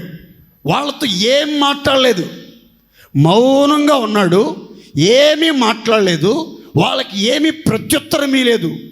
ఎలా జరిగింది అని కానీ, ఎందుకు జరిగింది అని కానీ, మరి మీరేం చేయబోతున్నారు అని కానీ, నేనేం చెయ్యాలి అని కానీ ఏం మాట్లాడకుండా ఆ కీడు నుండి తొలగి అరణ్యానికి ఏకాంతంగా వెళ్ళిపోయినట్లుగా బైబిల్ గ్రంథం చెప్తుంది. యేసుక్రీస్తు కూడా సమయోచితమైన జ్ఞానముతో సంభవించుచున్నటువంటి అధికారుల కీడు యొద్ద నుండి తొలగి అరణ్యములో ఏకాంతంగా గడపటానికి, మౌనం పాటించడానికి, దేవుని చిత్తాన్ని ఘనపరచడానికి, ప్రభువుని మౌనంగా స్తుతించడానికి దాటిపోయినట్లుగా బైబిల్ గ్రంథం చెప్తుంది. ప్రియమైన దేవుని బిడ్డలారా, మన జీవితంలో కూడా కొన్ని సమయాలలో, కొన్ని సందర్భాలలో పరిస్థితులన్నీ అనుకూలంగా ఉన్నా, ఎంతమంది మన పక్షాన ఉన్నా, మనం చేయగలిగింది కొంతైనా ఉన్నా, కొన్ని పరిస్థితులలో మనం భయపడి కీడు నుంచి తొలగి ఏకాంతంగా ప్రభుతో గడపటం ఉత్తమమైన జ్ఞానవంతుల లక్షణం. దేవునికి స్తోత్ర. గట్టిగా చెప్పండి హల్లెలూయా. మన వారిలో ఎవరికైనా ఏదైనా కీడు జరిగినప్పుడు, నష్టం జరిగినప్పుడు, ఎవరి మీదైనా దాడి చేశారని తెలిసినప్పుడు మనం మంచి చెడు ఆలోచించకుండా, మనోడు తప్పు ఉందా లేదా, అసలు ఏం జరిగింది అనేది ఆలోచించకుండా ఎగబడి వెళ్ళిపోతూ ఉంటాం. వాళ్ళు బాగానే ఉంటారు, వెళ్ళిన వాళ్ళ తలకాయలు పగిలిపోతూ ఉంటాయి. వెళ్ళిన వాళ్ళ తలకాయలు పగిలిపోతూ ఉంటాయి. ఏమైందంటే ఏదో తెలియదు, మా వాళ్ళు గొడవ జరుగుతుందని చెప్పారు, అక్కడికి వెళ్ళాను, నా తలకాయ బాగలు కొట్టేశారు అని చెప్తాడు. నా మాటేనండి, అనవసరంగా మనం విర్రవీగి నిర్భయంగా ఎందులో పడితే అందులో తలదూర్చి, ఏ సమాజంలో పడితే ఆ సమాజంలో, ఏ గుంపులో పడితే ఆ గుంపులో మనం జాయిన్ అవ్వకూడదు. మనం సమయాన్ని బట్టి, సందర్భాన్ని బట్టి, పరిస్థితులను బట్టి కొంచెం దాగి ఉండటం, మరుగై ఉండటం, మౌనంగా ఉండటం, మాట్లాడకుండా ఉండటం కొన్ని సమయాలలో చాలా ఉత్తమమైనటువంటి మార్గం. దేవుని స్తోత్రం చెప్పండి గట్టిగా. దేవుని పిల్లలు, జ్ఞానం కలిగిన వాళ్ళు కొన్ని సమయాలలో మరుగై ఉండాలి, మౌనంగా ఉండాలి, ఆ తర్వాత మాట్లాడకుండా ఉండాలి. దేవుని స్తోత్రం చెప్పండి గట్టిగా. చెప్పండి. మరుగై ఉండాలి, మౌనంగా ఉండాలి, మాట్లాడకుండా ఉండాలి. మౌనంగా ఉండి ఏం పట్టి పట్టనట్లుగా, చూచి చూడనట్లుగా, అంటనట్లుగా, కీడుగా కనబడే ప్రతి కార్యంలో నుంచి మనం తొలగిపోయి మన జీవితాన్ని కాపాడుకోవటం జ్ఞానవంతుల సుందరమైన లక్షణం. దేవునికి మహిమ కలుగునుగాక. మొదట చెప్పాను, జ్ఞానం గలవాడు వింటాడు, పాండిత్యాన్ని వృద్ధి చేసుకుంటాడు. జ్ఞానం కలిగిన వాడు పెద్దల ఆలోచన విని, అంగీకరించి, అనుసరించి సంభవించబోతున్నటువంటి ప్రమాదాల నుంచి తప్పించుకుంటాడు. రెండవ చెప్పాను, జ్ఞానం కలిగిన వాడు భయపడి కీడు నుంచి తొలగిపోతాడు. బుద్ధిహీనుడు విర్రవీగి నిర్భయంగా తిరిగి కీడులో పడిపోతాడు, ప్రమాదంలో చిక్కుకుంటాడు, అకాల మరణానికి గురయ్యే ప్రమాదం కూడా ఉంది. మూడవ మాట చెప్తాం చూడండి. సామెతల గ్రంథం 24:5. జ్ఞానము గలవాడు బలవంతుడుగా ఉండును. చప్పట్లు కొట్టి దేవుడు మహింపరుద్దాం గట్టిగా. అందరూ సంతోషంగా చప్పట్లు కొట్టాలి. ఇక్కడ ఒక విచిత్రమైన మాట చెప్తున్నాడు సొలొమోను. జ్ఞానము గలవాడే భూమి మీద బలవంతుడు. కండబలం కలిగిన వాడు, గుండె బలం కలిగిన వాడు, ధనబలం కలిగిన వాడు కాదు బలవంతుడు. ఎవరైతే జ్ఞానం కలిగి ఉంటారో వాళ్ళు చాలా బలవంతులుగా ఉంటారు అని బైబిల్ గ్రంథం చెప్తుంది. దేవుని పిల్లలమైనటువంటి మనం 4 విషయాల్లో బలవంతులుగా ఉండాలి. ఇటు చూడాలి అందరూ. 4 విషయాల్లో బలవంతులుగా ఉండాలి. 1, ఫిజికల్ స్ట్రెంగ్త్, శారీరకమైన బలం. 2, స్పిరిచువల్ స్ట్రెంగ్త్, ఆత్మీయ బలం. 3, మెంటల్ స్ట్రెంగ్త్, మానసికమైన బలం. 4, మోరల్ స్ట్రెంగ్త్. ఈ 4 విషయాలలో మనం చాలా చాలా బలవంతులుగా ఉండాలి. నాలుగవది ఏంటంటే ఫినాన్షియల్ స్ట్రెంగ్త్. ఆర్థికంగా బలవంతులుగా ఉండాలి, ఆత్మీయంగా బలవంతులుగా ఉండాలి, శారీరకంగా బలవంతులుగా ఉండాలి, మానసికంగా బలవంతులుగా ఉండాలి. మరలా ఆర్డర్ ప్రకారం చెప్తాను చూడండి. శారీరకంగా బలవంతులుగా ఉండాలి, ఆత్మీయంగా బలవంతులుగా ఉండాలి, మానసికంగా బలవంతులుగా ఉండాలి, ఆ తర్వాత ఆర్థికంగా కూడా బలవంతులుగా ఉండాలి. దేవునికి స్తోత్ర. దేవుని నమ్ముకున్న బిడ్డలు, జ్ఞానయుక్తమైన మార్గాలలో నడిపించబడే బిడ్డలు శారీరకంగా బలహీనులుగా ఉండకూడదు. సొట్టబొగ్గలో లొట్టకళ్ళు వేసుకుని, ఎప్పుడు చూసినా పాండప్ మోహం వేసుకుని ఓసోరమంట బియ్యం తింట తిరగకూడదు. బియ్యం తింట తిరగకూడదు. కొంతమందికి ఇంట్లో ఎన్ని ఫ్రూట్స్ ఉన్నా, ఎన్ని స్వీట్స్ ఉన్నా, ఎన్ని మంచి మంచి పదార్థాలు ఉన్నాయి, తినరు. బియ్యం ఏరుతున్నానని చెప్పి శాటలు బియ్యం పోసుకుని బియ్యం తినకుండా మట్టిగడ్డలు తింటూ ఉంటారు. మట్టిగడ్డలు తింటూ ఉంటారు. ముఖమంతా పాలిపోయి ఉసూరమంట కనబడతా ఉంటారు. ఇది ఒక జబ్బు అంట. డిప్రెషన్లోకి వెళ్ళిన వాళ్ళు చేసే పనులు అంటాయి. మీకు తెలియకపోతే తెలుసుకోండి. నేను కొత్తగా రీసెర్చ్ చేశాను ఈ మధ్య. ఈ బియ్యంలో మట్టిగడ్డలు తినేవాళ్ళు డిప్రెషన్లో ఉన్నారట. ఏదో భయంకరమైన ఫోబియా, డిప్రెషన్, యాంగ్జైటీతో పీడించబడుతున్నారని పరిశోధకులు చెప్తున్నారు. కనుక ఇలాంటి పిచ్చి పిచ్చి పనులు చేయకూడదు. శారీరకంగా కూడా ఎప్పుడు దేవుని పిల్లలు ఆరోగ్యంగా ఉండాలి. శారీరక దారుఢ్యం కలిగి బలముగా శక్తిమంతులుగా ఉండాలి. దేవునికే మహిమ కలుగునుగాక. నీరసంగా, నిస్సత్తుగా, ఓసూరమంట, నీరసం పార్సల్ అవుతున్నట్లుగా పళ్ళాలు తింటారు. మరి ఆ బలమంతా ఏమైపోతుందో, ఆ శక్తి అంతా ఏమైపోద్దో, ఓసూరమంట లంకణాలు పడ్డవాళ్ళలాగా తిరుగుతూ ఉంటారు. అలా ఉండకూడదు. ఎప్పుడు చూసిన దేవుని పిల్లలు శారీరకంగా కూడా ఆరోగ్యంగా ఉండాలి, అందంగా ఉండాలి, కళగా ఉండాలి, కాంతివంతంగా ఉండాలి. దేవుని స్తోత్ర. 2, ఆత్మీయ జీవితంలో కూడా బలవంతులుగా ఉండాలి.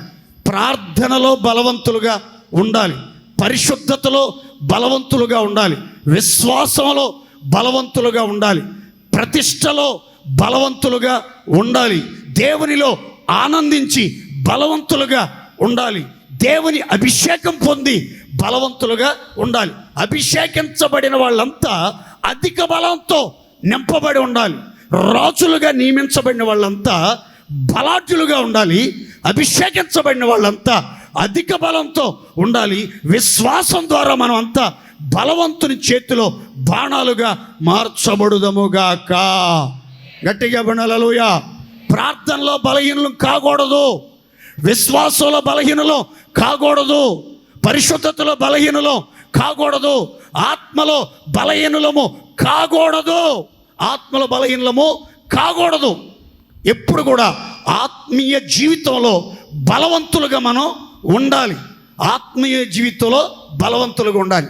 ఇంకొక మాట, మానసికంగా కూడా ఎప్పుడు కూడా బలవంతులుగా ఉండాలి. దేవునికే మహిమ కలుగునుగాక. మనుషులు సన్నగా ఉన్నా, లావుగా ఉన్నా, ఆరోగ్యంగా ఉన్నట్టు కనిపించిన, అనారోగ్యంతో ఉన్న ఈ మానసికమైనటువంటి బలం మనకి చాలా అవసరం. మనసు గనక బలహీనమైతే, మనసు గనక విచ్ఛిన్నమైతే, మనసు గనక చెరపబడితే, మనసు గనక చెదిరిపోతే, మనసు గనక చెడిపోతే మనం అన్ని కోణాల్లో చెడిపోయే ప్రమాదం, పడిపోయే ప్రమాదం, పతనమైపోయే ప్రమాదం ఉంది. కనుక మానసికమైనటువంటి ఒత్తిడికి లోను కాకుండా, మనోవ్యాధి చేత పీడించబడకుండా, మనస్సు నలిగిపోకుండా అన్ని విషయాల్లో మనస్సు ప్రశాంతంగా ఉండాలి. అందుకని బైబిల్ చెప్తుంది, సంతోషము గల మనసు ఆరోగ్యానికి కారణము. మీ మనసులో సంతోషం ఉండాలి, మనోధైర్యం ఉండాలి, మనో ఉల్లాసం ఉండాలి, మానసికమైన బలం ఉన్నప్పుడు మీరు ఆరోగ్యంగా ఉంటారు, సంతోషంగా ఉంటారు, సమాధానంగా సాగిపోతారు. కొంతమంది మానసికమైనటువంటి వ్యాధులతో బాధపడుతూ ఉంటారు, మానసికంగా బలహీనలైపోతూ ఉంటారు. వీళ్ళకి సరిగా నిద్ర పట్టదు, వీళ్ళు సరిగా ఆలోచించలేరు, వీళ్ళు సరిగా ఏ పని మీద దృష్టి పెట్టలేరు, ప్రార్థన చేయలేరు, ఒక పని సరిగా చేయలేరు, ఒక దాని మీద దృష్టిని కేంద్రీకరించలేరు, లక్ష్యము వైపుగా వీళ్ళు సాగి ముందుకి పోలేరు. కారణం ఏంటంటే మనసు పదే పదే రకరకాల కోణాల్లో ప్రయాణం చేస్తూ ఉంటుంది. మనసు చెడిపోయి చెదిరిపోయిన కారణాన్ని బట్టి ఇప్పుడు వచ్చిన ఆలోచన మరికొద్ది క్షణాల్లో మారిపోతూ ఉంటుంది. ఇప్పుడు చెప్పిన మాట మరికొద్ది క్షణాలకి మార్చేస్తూ ఉంటారు. ఇందాకే కదా ఇట్లా మాట్లాడారు, ఇప్పుడు ఇట్లా మాట్లాడుతున్నాడు అనుకుంటారు. ఇప్పుడు భోజనం వద్దు అంటారు, మళ్ళీ కాసేపటికి భోజనం కావాలంటారు. ఇప్పుడు నిద్ర పడతలేదు అంటారు, కాసేపు నెల చూస్తే నిద్రపోతూ ఉంటారు. ఏమైందంటే మనసు ఏదో బాధలో ఉంది, మనసు ఏదో బలహీనమైపోయింది. ఈ మనసు బలహీనమైన వాళ్ళని ఎలా గుర్తుపట్టవచ్చో 2 విషయాలు చెప్తాను చూడండి. 2 విషయాలు. ఒకటి, మనసు బలహీనమైపోతే విపరీతంగా తిండి తింటారండి. విపరీతంగా తిండి తింటారు, దెయ్యాలు తిండి, విపరీతంగా తింటానే ఉంటారు. గ్యాస్ట్రిక్ పేరు చెప్పుకొని తేపకంతా 3 పూటలు తినాల్సిన వాళ్ళు 6 పూటల 8 పూటలు తింటారు. తర్వాత డబ్బాల్లో కూడా ఖాళీ చేస్తూ ఉంటారు. మళ్ళీ బయట ఫుడ్ కూడా తెచ్చుకొని తింటూ ఉంటారు. విపరీతమైన తిండి తింటూ ఉంటారు. ఏమైంది అని అంటే మానసిక ఒత్తిడి, డిప్రెషన్లో ఉన్నాడు. ఇదొక కోణం, కొంతమందిలో ఉండే డిప్రెషన్ ఇది. కొంతమంది అసలు భోజనమే చేయరు. అసలు భోజనమే, నాకు ఆకలి మీద మనసు లేదు, ఇప్పుడు తినలే తర్వాత తింటానులే, ఇప్పుడు తినలే తర్వాత తింటానులే అని ఇక తిండి తిప్పలు మానేసి నిద్రాహారాలు మానుకొని ఆలోచించి స్నానం చేయరు, బట్టలు మార్చుకోరు, ఎవరితో మాట్లాడరు, బొంగమూతేసుకుని మౌనంగా బిత్తర సూపులు చూసుకుంటా కూర్చుంటూ ఉంటారు. ఏం పట్టింది దెయ్యం అని అంటే మోగదెయ్యం పట్టింది, ఏదో మోగదెయ్యం పట్టింది. అదే డిప్రెషన్ అనే దెయ్యం పట్టింది. మనసు పాడైపోయింది, ఎప్పుడు చూసినా అదే ఆలోచన అనుకుంటుంది, మళ్ళీ ఏడుస్తుంది, తనలో తను మాట్లాడుకుంటుంది, ఎవరితో మాట్లాడదు, అందరినీ వింతగా విచిత్రంగా చూస్తుంది. నాకేదో చేయటానికి వస్తుంది, అదో నా మీద రాదు అంటుంది. అరే ఏం జరిగింది అని, ఏం జరగకముందే ఏదో జరిగిపోయినట్టు ఊహించుకుంటూ ఉంటారు. కారణం ఏంటంటే మైండ్ వీక్ అయింది. ఏమైంది? మైండ్ వీక్ అయింది. కొంతమంది ఆర్థికంగా బలహీనులుగా ఉంటారు. ఆర్థికంగా ఎంత కష్టపడినా, ఎంత డ్యూటీలు ఓటీలు చేసినా, ఎన్ని మంచి వ్యాపారాలు చేసినా, దుర్వ్యాపారాలు చేసినా వచ్చే రాబడి వస్తూ ఉంటుంది, పోయే రాబడి పోతూ ఉంటుంది. ఆర్థికంగా చితికిపోయి అప్పుల పోలై, అవమానాల పోలై, అన్నపానాలు తినటానికి కూడా పరిస్థితులు అనుకూలించక, అన్ని పరిస్థితుల్లో ఆర్థికంగా చిన్నాభిన్నమైపోయిన పరిస్థితులు. ఈరోజు జ్ఞానం కలిగిన దేవుని పిల్లలు ఇప్పుడు కూడా శారీరకంగా బలవంతులుగా ఉంటారు, ఆత్మలో బలవంతులుగా ఉంటారు, మానసికంగా బలవంతులుగా ఉంటారు, ఆర్థికంగా బలవంతులుగా స్థిరపరచబడుదురుగాక. గట్టిగా చెప్పుకోండి హల్లెలూయా. ఈ జ్ఞానం కలిగిన వాళ్ళు ఎవరు అని అంటే బైబిల్ చెప్తుంది బలవంతులు. జ్ఞానం గలవాడు ఎలా ఉంటాడు? ఆ బలవంతుల్లో ఉండే ఒక లక్షణం చెప్పి నేను ముందుకు వెళ్తాను చూడండి. లోకాసు వార్తమానం 11:21. బలవంతుడు ఆయుధములు ధరించుకొని తన ఆవరణములను కాచుకొనున్నప్పుడు అతని సొత్తు భద్రముగా ఉండునుగాక. తలల పైకి చూడండి. జ్ఞానం కలిగిన వాడు బలవంతుడుగా ఉంటాడు. బలవంతుడుగా ఉన్నవాడు ఏం చేస్తాడని రాస్తుందంటే ఇక్కడ ఆయుధాలను ధరించుకుని తన ఆవరణమంతా కాపాడుకుంటూ, తన ఆవరణమంతా కాచుకుంటా ఉంటాడట. అందుకని అతని సొత్తు, అతని సంపాదన, అతని ఆస్తి, అతని కలిగినటువంటి సర్వ సంపదలు కూడా భద్రంగా కాపాడుకుంటాడు అని బైబిల్ గ్రంథం చెప్తుంది. జాగ్రత్తగానండి. జ్ఞానం కలిగిన వాళ్ళు బలవంతులు, బలవంతులైన వాళ్ళు మాత్రం తప్పనిసరిగా ఆయుధాలు ధరించుకొని ఆవరణములను కాచుకొందురుగాక. చూడాలి, బలవంతులైనటువంటి వాళ్ళంతా ఆయుధాలు ధరించాలి. ఆయుధాలు ధరించి ఏం చేయాలంటే ఆవరణాన్ని కాచుకోవాలి. ఆవరణము అంటే చూడండి, మీకు వివరంగా చెప్తాను. ప్రత్యక్ష గుడారంలో ఆవరణం, పరిశుద్ధ స్థలం, అతి పరిశుద్ధ స్థలం. మనిషిలో శరీరము, ప్రాణము, ఆత్మ. ఆవరణం అంటే శరీరాన్ని మనం కాచుకోవాలి, ఆయుధాలు ధరించి. ఏ అపవాది మన మీద దాడి చేయకుండా, ఏ శత్రువు మన మీద దాడి చేయకుండా, మనలో ఉన్నటువంటి విలువైనటువంటి ఆధ్యాత్మిక విలువలని దోచుకోకుండా, కిరీటాలను అపహరించకుండా, ఆత్మీయ విలువలను దోచుకుని వెళ్ళకుండా, ఒళ్ళంతా కళ్ళు చేసుకుని బలవంతులైన దేవుని పిల్లలు అహర్నిశలు ఆవరణాన్ని కాచుకుని ఉంటారో వాళ్ళ సొత్తు, వాళ్ళ సమస్త సర్వ సంపదలు కూడా కాపాడబడతాయి అని బైబిల్ చెప్తుంది. ఇంతకీ బలవంతుడు ధరించే ఆయుధాలు ఏంటి? ఏ ఆయుధాలు బలవంతులు ధరిస్తారు? ఏ ఆయుధాలు ధరించుకున్నప్పుడు మనం మన ఆవరణాలను కాచుకుని మన సొత్తును కాపాడుకుంటాం అని బైబిల్లో చదివితే ఓ చక్కని మాట రాయబడింది. ఏమనంటే, క్రీస్తు శరీరమందు శ్రమపడెను గనుక మీరును అట్టి మనస్సును ఆయుధముగా ధరించుకోండి. అప్పుడు మీరు మనుజాశలను నెరవేర్చక దేవుని ఇష్టానుసారంగా నడుచుకొనుచు పాపముతో ఇక జోలి లేకుండా, పాపముతో ఇక ఏ పని లేకుండా పవిత్రంగా బ్రతుకుదురుగాక. ఈరోజు మీకు ఒక చక్కని మాట చెప్తాను, చూడండి. దేవుని పిల్లలు యవ్వనస్తులకైనా, కుటుంబ సభ్యులకైనా, పెద్దలలో పాపపు ఆలోచనలతో రేపబడుతున్న వాళ్ళకైనా ఒక జై జీవితం కలగాలి అంటే మీ జీవితంలో శ్రమపడే మనసును మీరు ఆయుధంగా ధరించుకోవాలి. శ్రమ మీ ఆయుధమైతే విజయం మీ బానిసగా మారునుగాక. విశ్వాసంతో చెప్పుకోండి గట్టిగా ఆమేన్. శ్రమ మీ ఆయుధమైతే విజయం మీ బానిసగా మారిపోద్ది. ఈరోజు అనేక మంది పాపములో పడిపోవటానికి, పాపం ద్వారా పతనమైపోవటానికి, పాపం ద్వారా 10 మందిలో అల్లరి పాలై అవమాన పాలైపోవటానికి, పాపం మీద జయం లేకపోవటానికి, దేవుని ఇష్టానుసారంగా జీవించలేకపోవటానికి గల కారణం ఏంటి అనంటే శ్రమపడే మనసు లేదు. శ్రమపడే మనసు ఆయుధంగా ధరించుకోవట్లేదు. మీరు నిజంగా జ్ఞానం కలిగిన వాళ్ళైతే బలవంతులుగా ఉంటారు. బలవంతులైతే ఆయుధాన్ని ధరిస్తారు. ఆయుధాలు ధరించిన వాళ్ళైతే మనుజాశలను విసర్జించి పాపముతో జోలి లేకుండా దేవుని ఇష్టానుసారంగా పరిశుద్ధంగా విజయ పదములో నడిపించబడుదురుగాక. గట్టిగా చెప్పండి హల్లెలూయా. దేవుని పిల్లలకి ఒక చక్కని శ్లోకం, ఒక చక్కని సెంటెన్స్ చెప్తాను.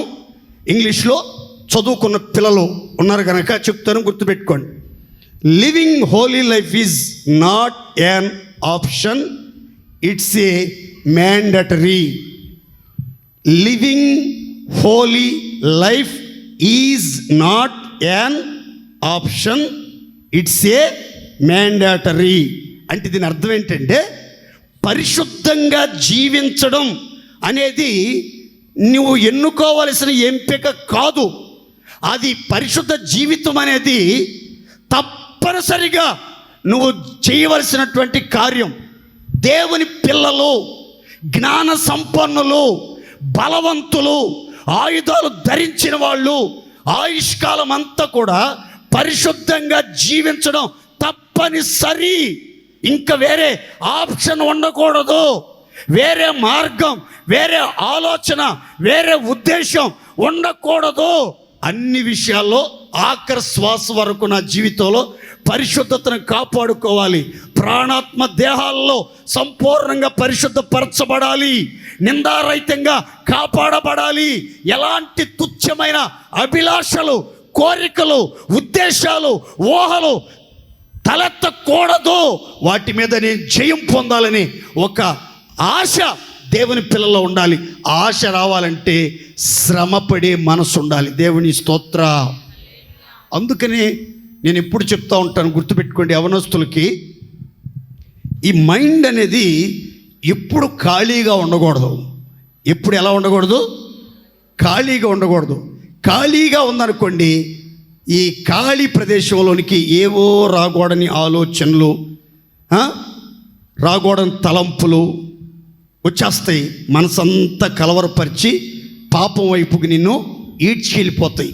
ఈ మైండ్ ఏదో ఒక పని మీద, ఉద్యోగం మీదో, వ్యాపారం మీదో, చదువు మీదో, భవిష్యత్తు మీదో కేంద్రీకరించారనుకోండి, ఈ మనసును చెరపడానికి, ఈ మనసును పాడు చేయటానికి, నిన్ను అపవిత్రపరచడానికి, నిన్ను పాపాలు పడేయటానికి ఏ దుష్టశక్తి నీ మీద దాడి చేయలేదు. దేవుని స్తోత్ర.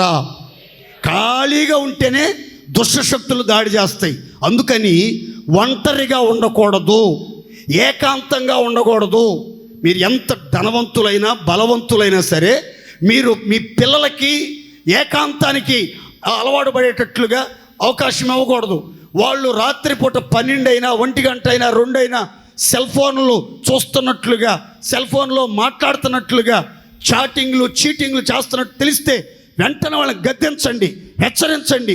సెల్ ఫోన్ తీసేయండి వాళ్ళ దగ్గర నుంచి. వాళ్ళ జీవితం నాశనం కాకముందే వాళ్ళ జీవితాల్లో మీ ప్రమేయం చాలా అవసరం. చేతులు గాలిన తర్వాత ఆకులు పట్టుకున్నా ప్రయోజనం లేదు. మీ పిల్లలు బాగుపడాలి అని అంటే మొదట వాళ్లకు ఒక బాధ్యత అనేది ఒకటి ఉండాలి. చదువా, ఉద్యోగమా, ఈ 2 సెట్ అవట్లేదా? పెళ్లి చేసి పంపించేయండి, దరిద్రం వదిలిపోతాయి. దేవుని స్తోత్ర. చెప్పండి గట్టిగా. నన్ను చాలామంది ఆడపిల్లలు సేవకు వస్తాం అంటారు. ఎందుకమ్మా సేవకు వచ్చేదంటే, ఎప్పటి నుంచో అడుగుతున్నాను మా ఇంట్లో పెళ్లి చేయమని, నాకేమో 29 సంవత్సరాలు వచ్చేసినాయి, పెళ్లి చేయట్లేదు, అందుకని సేవలోకి వెళ్ళిపోదామని. సేవకి వచ్చేద్దామని. అట్లా సేవకు వస్తే సేవలో నిలబడలేరు. ఎంతోమంది సేవకు వచ్చి ఇక్కడ నిలబడలేక పాపిష్టి ఆలోచనలతో ఎంతోమంది యవనస్తుల జీవితాలను నాశనం చేసి ఇంటికి వెళ్ళిపోయి పెళ్ళిళ్ళు చేసుకుని పిల్లల గంట వేతన పడుతున్న వాళ్ళు చాలామంది ఉన్నారు. అందుకని మీ జీవితంలో ఒక దృష్టి, ఒక బాధ్యత తప్పనిసరిగా ఉండాలి. ఒక దాని మీద మీ మనసు కేంద్రీకరించినప్పుడు, ఆ శ్రమలో ఉన్నప్పుడు, మనసుకి పని ఉన్నప్పుడు, మనసు వేరే వాటి వైపు ఆకర్షించబడదు. వేరే ఆలోచనలు కూడా మీ మనసులోకి రావు. దేవుని స్తోత్ర. గట్టిగా చెప్పండి హల్లెలూయా. అందుకని కీర్తనకారుడు దావీదు చెప్తాడు, యుద్ధ దినమున నీవు నా తలను కాయుదువు. మనం భూమి మీద యుద్ధరంగంలో ఉన్నాం. ప్రతిరోజు మరణించేదాకా అంతర్యుద్ధం జరుగుతూనే ఉంటుంది, ఆత్మకి శరీరానికి. ఈ అంతర్యుద్ధంలో మనం జయం పొందాలంటే మన తలంపులు కాపాడబడాలి. ఈ కాపాడబడాలంటే ఎవరో వచ్చి కాపాడుతారు అనేది మీ భ్రమ. మనల్ని మనమే కాపాడుకోవాలి. దేవుని స్తోత్ర. బైబిల్లో దేవుడు వాక్యం చెప్తుంది, యెహోవా పట్టణమును కాపాడని ఎడల దాని కావలి కాయవారు మేలుకొని ఉండుట. నేను రాత్రి మగాళ్ళు బెదరలను ఎదురుగా కూర్చోబెట్టుకుని సూత్రం పెబువా బిడ్డలు కాపాడండి అన్నా కానీ దేవుడు వదిలేశాడు అనుకోండి వాళ్ళని. నేను ఎంత కళ్ళు మూసుకుని పాస్కి వెళ్ళాలనుకున్నా సరే, పాస్కి వెళ్ళి వస్తామన్నా అని కూడా పాపం చేయొచ్చు. మనం వాళ్ళని కాపాడలేం. వాళ్ళల్లో వాళ్ళకు ఉండాలి. వాళ్ళు దేవుని ఏర్పాట్లు ఉంటేనే దేవుని చేత వాళ్ళు కాపాడబడతారు. దేవుని స్తోత్ర. నా జీవితం నేను కాపాడుకోవాలి, నా జీవితం నేను భద్రపరచుకోవాలి, నా జీవితాన్ని నేను కాపాడుకోవటానికి ఆయుధం ధరించుకొని శ్రమ పడాలి, ప్రార్థన చేసుకోవాలి, వాక్యాన్ని చదువుకోవాలి, ప్రతిష్టతను కాపాడుకోవాలి, దేవుని నామ మహిమార్థమై జీవించాలి. కుటుంబానికి అవమానం తేకూడదు, తల్లిదండ్రులకు అవమానం తేకూడదు, సంఘానికి అవమానం తేకూడదు. ఎక్కడున్నా నన్ను బట్టి దేవుడి నామం ఘనపరచబడాలి అని కోరుకున్న వాళ్ళు, జ్ఞానం కలిగిన వాళ్ళు, బలవంతులైన వాళ్ళు శ్రమపడే మనసును ఆయుధంగా ధరించుకోండి. శరీరాశలను నెరవేర్చకుండా, పాపం జోలికి పోకుండా పవిత్రంగా బ్రతికే ధన్యకరమైన జీవితం దేవుడు దయచేయునుగాక. అందరు చెప్పండి గట్టిగా. మరొక మాట చదువుకుందాం, చూడండి. సామెతల గ్రంథం 29:11. బుద్ధిహీనుడు తన కోపమంతా కనపరుచును, జ్ఞానము జ్ఞానము గలవాడు కోపము అణచుకొని కోపము అణుచుకొని దానిని చూపకుండును. తలల పైకి చూడండి, ఇక్కడ జ్ఞానము గలవాడు బుద్ధిహీనుడు అని ఇద్దరు వ్యక్తులు కనబడుతున్నారండి. ఇద్దరిలో కూడా కోపం అనేది ఉన్నట్లుగా ఈ లేఖనములో సొలొమోను చెప్తున్నాడు. జ్ఞానవంతుడి హృదయంలోనూ కోపం ఉంది, బుద్ధిహీనుడి హృదయంలోనూ కోపం ఉంది. కానీ బుద్ధిహీనుడేమో తన కోపాన్నంతటినీ కనపరుస్తున్నాడు. ఈ జ్ఞానం కలిగిన వాడేమో కోపాన్ని అణుచుకొని దానిని కనపరచకుండా, దాన్ని ప్రదర్శించకుండా, దాన్ని చూపించకుండా కోపము లేనట్లుగా చాలా నిదానస్తుల్లాగా ఓర్పుమంతుల్లాగా కనపరుచుకుంటా ఉన్నాడు. చూడండి, ఈ ప్రసంగి గ్రంథంలో ఈ రీతిగా రాయబడింది: బుద్ధిహీనుల అంతరింద్రియముల యందు కోపము సుఖ నివాసము చేయును. బుద్ధిహీనుల అంతరింద్రియాలలో కోపమట సుఖంగా నివాసం చేస్తూ ఉంటుందట. అప్పుడప్పుడు బయటికి వచ్చి ఆ కోపమంతా ఒక్కసారే ప్రదర్శించబడుతుందట. కానీ జ్ఞానం కలిగిన వాళ్ళ జీవితాల్లో కోపం ఉన్నప్పటికీ ఆ కోపాన్ని అంతా ఏం చేస్తారంటే ఓర్చుకొని, అణుచుకొని, దాచుకొని లోపల ఏమాత్రం కోపం, తాపం, లోపం బహిర్గతం కాకుండా చాలా ఓర్పుమంతుల్లాగా ప్రత్యక్షంగా వాళ్ళు కనపరుచుకుంటారని బైబిల్ గ్రంథం చెప్తుంది. ఇంతకీ ఒక వ్యక్తిలో ఎప్పుడు కోపము నిలిచి ఉంటుంది? ఆ నిలిచి ఉన్న కోపాన్ని ఎవరు ప్రదర్శిస్తారు? ఆ కోపం ఒక వ్యక్తిని ఏ స్థాయికి తీసుకెళ్ళిపోద్ది అనే ఒక మాట చెప్తాను, చదువుకుందాం. చూడండి, ఏబు గ్రంథం 36వ అధ్యాయం 12-13 వాక్యాలు. వారు బాణముల చేత కూలి నశించెదరు, జ్ఞానము లేక చనిపోయెదరు. అయినను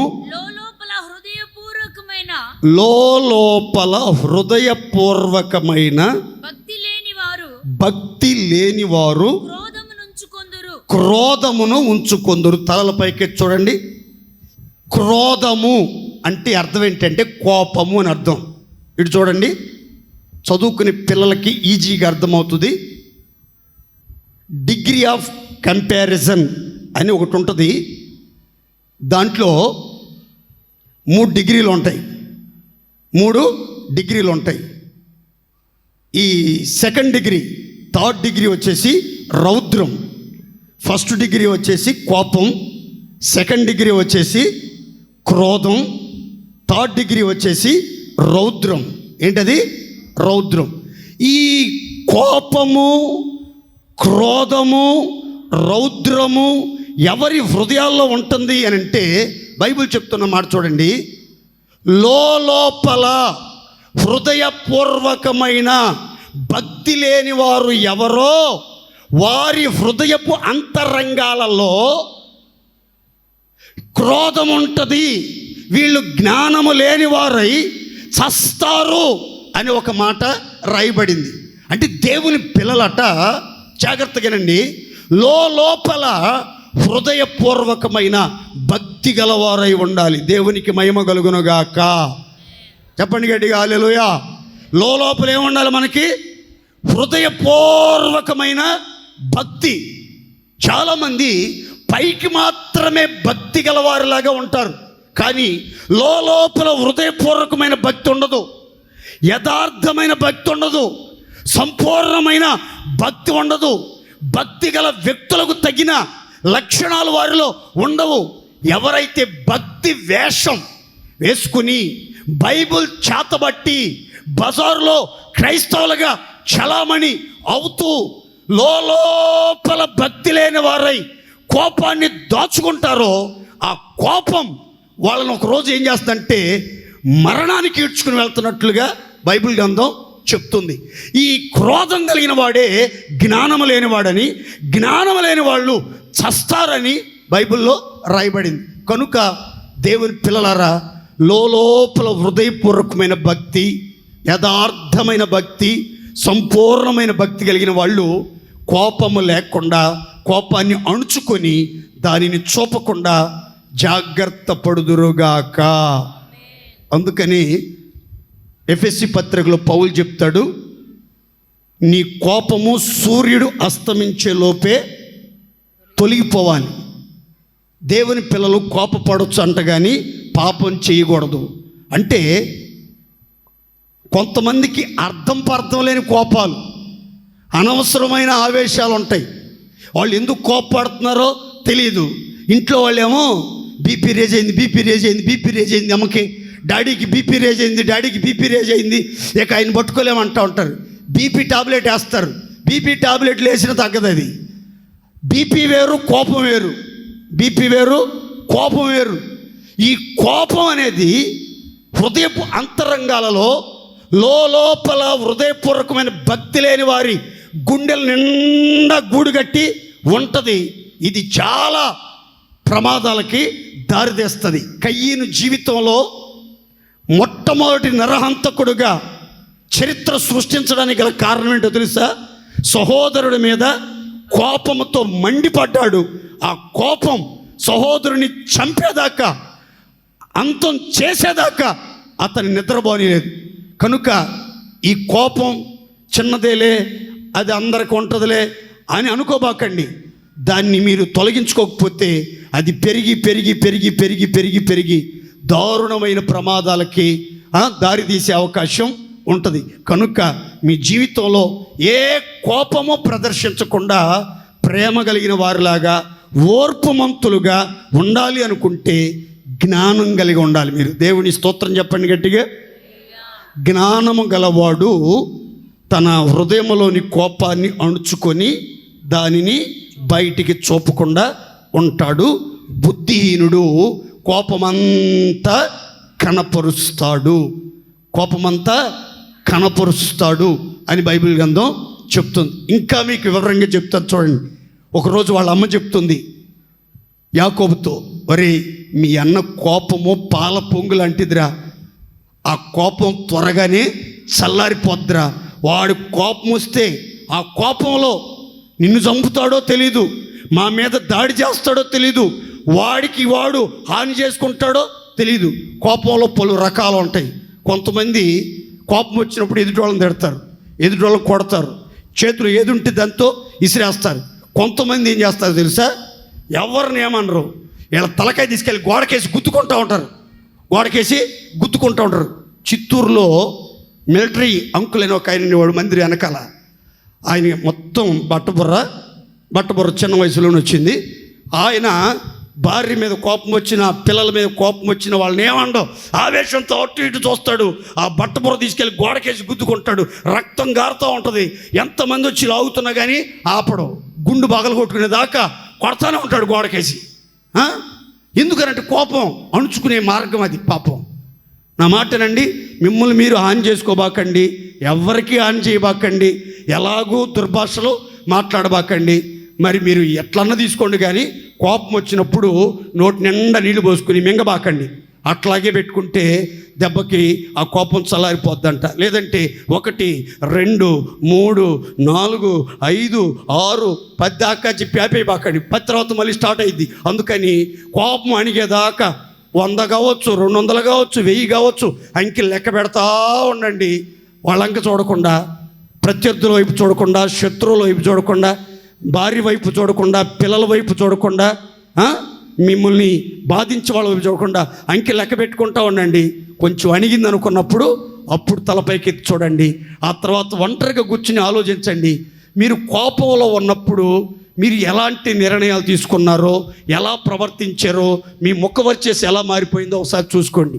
మీరు నవ్వుతా ఉన్నప్పుడు, నిదానంగా ఉన్నప్పుడు, ప్రశాంతంగా ఉన్నప్పుడు ఎంత అందంగా ఉంటారో, కోపంతో ఉన్నప్పుడు, ఆవేశంతో ఉన్నప్పుడు, రగిలిపోతున్నప్పుడు ఎంత దరిద్రంగా చండాలంగా ఉంటారో మీరు ఒకసారి అద్దంలో చూసుకోండి. నేను ఎప్పుడైనా తలకపోసుకున్నాను అనుకోండి, అద్దం ముందుకు వచ్చి నిలబడినప్పుడు అందంగా ఉన్నాను, ఈజ్ దస్ ఏంట్రా ఈరోజు ఎంత అందంగా ఉన్నావు అనుకుంటా. బాధలో ఉన్నప్పుడు కనుక అద్దం ముందుకు వెళ్ళి చూశాను, నిలబడుకున్నాను అనుకోండి, బికారోళ్ళలాగా, భిక్షగాళ్ళలాగా, అడుక్కు తినేవాళ్ళలాగా వారం 10 రోజులుగా స్నానం చేయకుండా చింపిరి జుట్టు చిరిగిపోయిన బట్టలు వేసుకుని ముఖం అంత మసిమసిగా ఉంటుంది, అంత దరిద్రంగా కనబడింది నా ఫోటో. కనుక నా ఫోటో అట్ట కనబడితే మీ ఫోటోలు ఇంకెంత వికారంగా కనబడితే ఒకసారి ఆలోచించండి. అందుకని మీరు ఎప్పుడు కూడా కోపంగా ఉండొద్దు, ఎప్పుడు నవ్వుతూ ఉండండి, నవ్విస్తూ ఉండండి, సంతోషంగా ఉండండి, సమాధానంగా ఉండండి.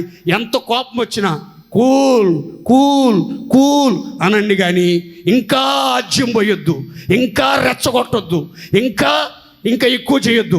మీరేం చేయాలంటే కోపం వచ్చినప్పుడు అల్లా 2 బిందెలు నీళ్ళు పోసుకుంటూ ఉండాలి, సన్నీళ్ళు. దేవుని స్తోత్ర. అది చివరి పాయింట్ ఒకటి చెప్పి నేను ముగిస్తాను. చూడండి, సామెతల గ్రంథం 11:30. జ్ఞానము గలవాడు ఇతరులను రక్షించును. చప్పట్లు కొట్టి దేవుని మహిమపరచండి గట్టిగా, కొంచెం సంతోషంగా కొట్టండి. మీరు నిజంగా జ్ఞానం కలిగిన వాళ్ళైతే మీలో ఉన్న జ్ఞానం మొదట మీ ప్రాణాన్ని రక్షిస్తుంది. ఆ తర్వాత జ్ఞానం కలిగిన మీరేం చేస్తారంటే ఇతరులను, ఇంటి వారిని, ఇరుగు పొరుగు వారిని, స్నేహితులను, బంధువులను, రక్త సంబంధులను, శ్రేయోభిలాషులను రక్షణలోనికి నడిపించుదురుగాక. నోవహు దేవుని యందు భయభక్తులు కలిగి దేవుని హెచ్చరికను విని తన ఇంటి వారి రక్షణ కోసం ఓడ సిద్ధం చేసి తన భార్యను, 3 కొడుకుల్ని, 3 కోడళ్లను, తను 8 మంది నీటి ద్వారా రక్షించబడ్డారు.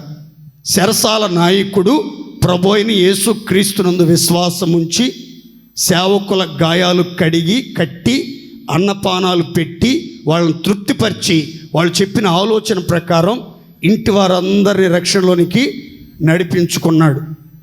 రాహాబ్ అనే ఒక వేశ్య అవిధేయులతో పాటు నశించిపోకుండా ఎర్రని తొగరదారం తన ఇంటి కిటికీలో కట్టి తన ఇంటి వారందరినీ భయంకరమైన కీడులో నుంచి, ఉగ్రతలో నుంచి రక్షించుకుంది.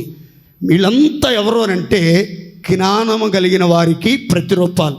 మీరు కూడా జ్ఞానం కలిగి జీవితంలో కొంతమందినైనా రక్షణలోకి నడిపించాలి, కొంతమందినైనా ఉగ్రత నుంచి తప్పించాలి, కొంతమందినైనా నిత్య నరకాగ్ని నుంచి నిత్య జీవం వైపుకి మళ్ళించాలి, నిజరక్షకుడైన యేసుక్రీస్తుని పరిచయం చేయాలి, జీవము గల దేవుని సంధికి నడిపించాలని ఆలోచన మీలో కలిగి ఉండండి. బైబిల్ చెప్తుంది, జ్ఞానం కలిగిన వాళ్ళు ఇతరులను రక్షిస్తారు. 1912వ సంవత్సరంలో టైటానిక్ ఓడ మహాసముద్రంలో బద్దలైపోయే పరిస్థితి వచ్చినప్పుడు చాలామంది తప్పించుకున్నారు. అందులో ఒక వ్యక్తి ఉన్నాడు, అతని పేరు జాన్ హార్పర్. అతను ఒక సువార్థికుడు. అతను తన కుమార్తెని ఒక పడవలో ఎక్కించాడు, వెళ్ళిపోతుంది. ఇతను మాత్రం జీవన మరణాలతో పెనుగులాడుతున్నటువంటి అనేకుల దగ్గరికి వెళ్ళి ప్రభు అయిన యేసుక్రీస్తునందు విశ్వాసం ఉంచు అని చెప్పి వాళ్ళకి బాప్తిస్మం ఇచ్చి 50 మందికి బాప్తిస్మం ఇచ్చి ఆ తర్వాత అతడు జలసమాధి చేయబడ్డాడు. ఆ 50 మందిలో ఒక్కడు లైఫ్ బోట్ సహాయంతో తప్పించుకుని ఒడ్డుకు చేరుకుని గొప్ప సువార్థికుడై ప్రపంచాన్ని కదిలించాడు. దేవునికి స్తోత్ర. మీరు రక్షించిన వాళ్ళు ప్రపంచ దేశాలకి ఆశీర్వాదకరంగా మార్చొచ్చు.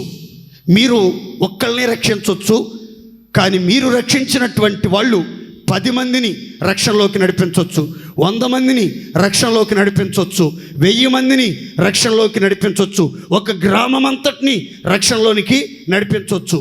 దేవుని ఏర్పాటు ఎలా ఉంటుందో మనకు తెలియదు. అందుకని మీరు జ్ఞానం కలిగినటువంటి వాళ్ళంతా మీ ఆత్మను రక్షించిన పరమాత్ముడిని అనేకులకు పరిచయం చేయండి, అనేకులను రక్షణలోకి వచ్చేటట్లుగా వారి కోసం ప్రార్థించండి. వాళ్ళకి చెప్పాల్సిన నీతి మాటలు, మంచి మాటలు రైట్ టైంలో చెప్పండి. వాళ్ళని ప్రభు దగ్గరికి తీసుకుని రండి. అప్పుడు మీరు జ్ఞానవంతులుగా మార్చబడతారు. 5 మాటలు చెప్పాను, అందరూ గుర్తుపెట్టుకోండి. మొదటి మాట, జ్ఞానము గలవాడు విని పాండిత్యమును వృద్ధి చేసుకుంటాడు. జ్ఞానము గలవాడు ఆలోచన విని అంగీకరించి రాజ్యాన్ని, అధికారాన్ని, పదవిని, కుటుంబాన్ని కాపాడుకుంటాడు. రెండో విషయం చెప్పాను, జ్ఞానము గలవాడు భయపడి కీడు నుండి తొలగిపోతాడు. బుద్ధిహీనుడు విర్రవీగి నిర్భయంగా తిరుగుతాడు, ఏదో అపాయంలో చిక్కుకుంటాడు. ప్రమాదము, కీడు సంభవిస్తున్నప్పుడు, ఉప్పిన ఉరకలై పారుతూ ఉన్నప్పుడు దాగి ఉండటం, మరుగై ఉండటం, మాట్లాడకుండా ఉండటం ఉత్తమమైన మార్గం. బలమున్న, ధనమున్న, బలగమున్న, ఎంతమంది నీ పక్షాన ఉన్న దావీదులాగా భయపడి కీడు నుండి తొలగిపోవాలి. ఒక మరణం సంభవించింది అని తెలిసినప్పుడు యేసుక్రీస్తు అంతటి వాడే మౌనంగా ధోని ఎక్కి అరణ్యములో ఏకాంతంగా వెళ్ళిపోయినట్లుగా మనం కూడా కీడు నుండి తొలగిపోవాలని బైబిల్ చెప్తుంది. 3, జ్ఞానం కలిగిన వాళ్ళు బలవంతులుగా ఉంటారు. దేవుని వాక్యం చెప్తుంది, ఆలోచించుము, దేవుడు బలవంతుడు కానీ ఆయన ఎవరిని తృణీకరించడు, తిరస్కారం చెయ్యడు. దేవుని వివేచన శక్తి బహు బలమైంది. ఆయన బలవంతుడు, ఆయన జ్ఞాన సంపన్నుడు, ఆయన ఎవరిని తృణీకరించలేదు. అలాగే బలవంతులుగా ఉన్నవాళ్ళు ఆయుధాలు ధరించి ఆవరణం కాచుకుని సొత్తును భద్రపరుచుకుంటున్నారు. మనం కూడా శ్రమపడే మనసుని ఆయుధంగా ధరించుకుందాం.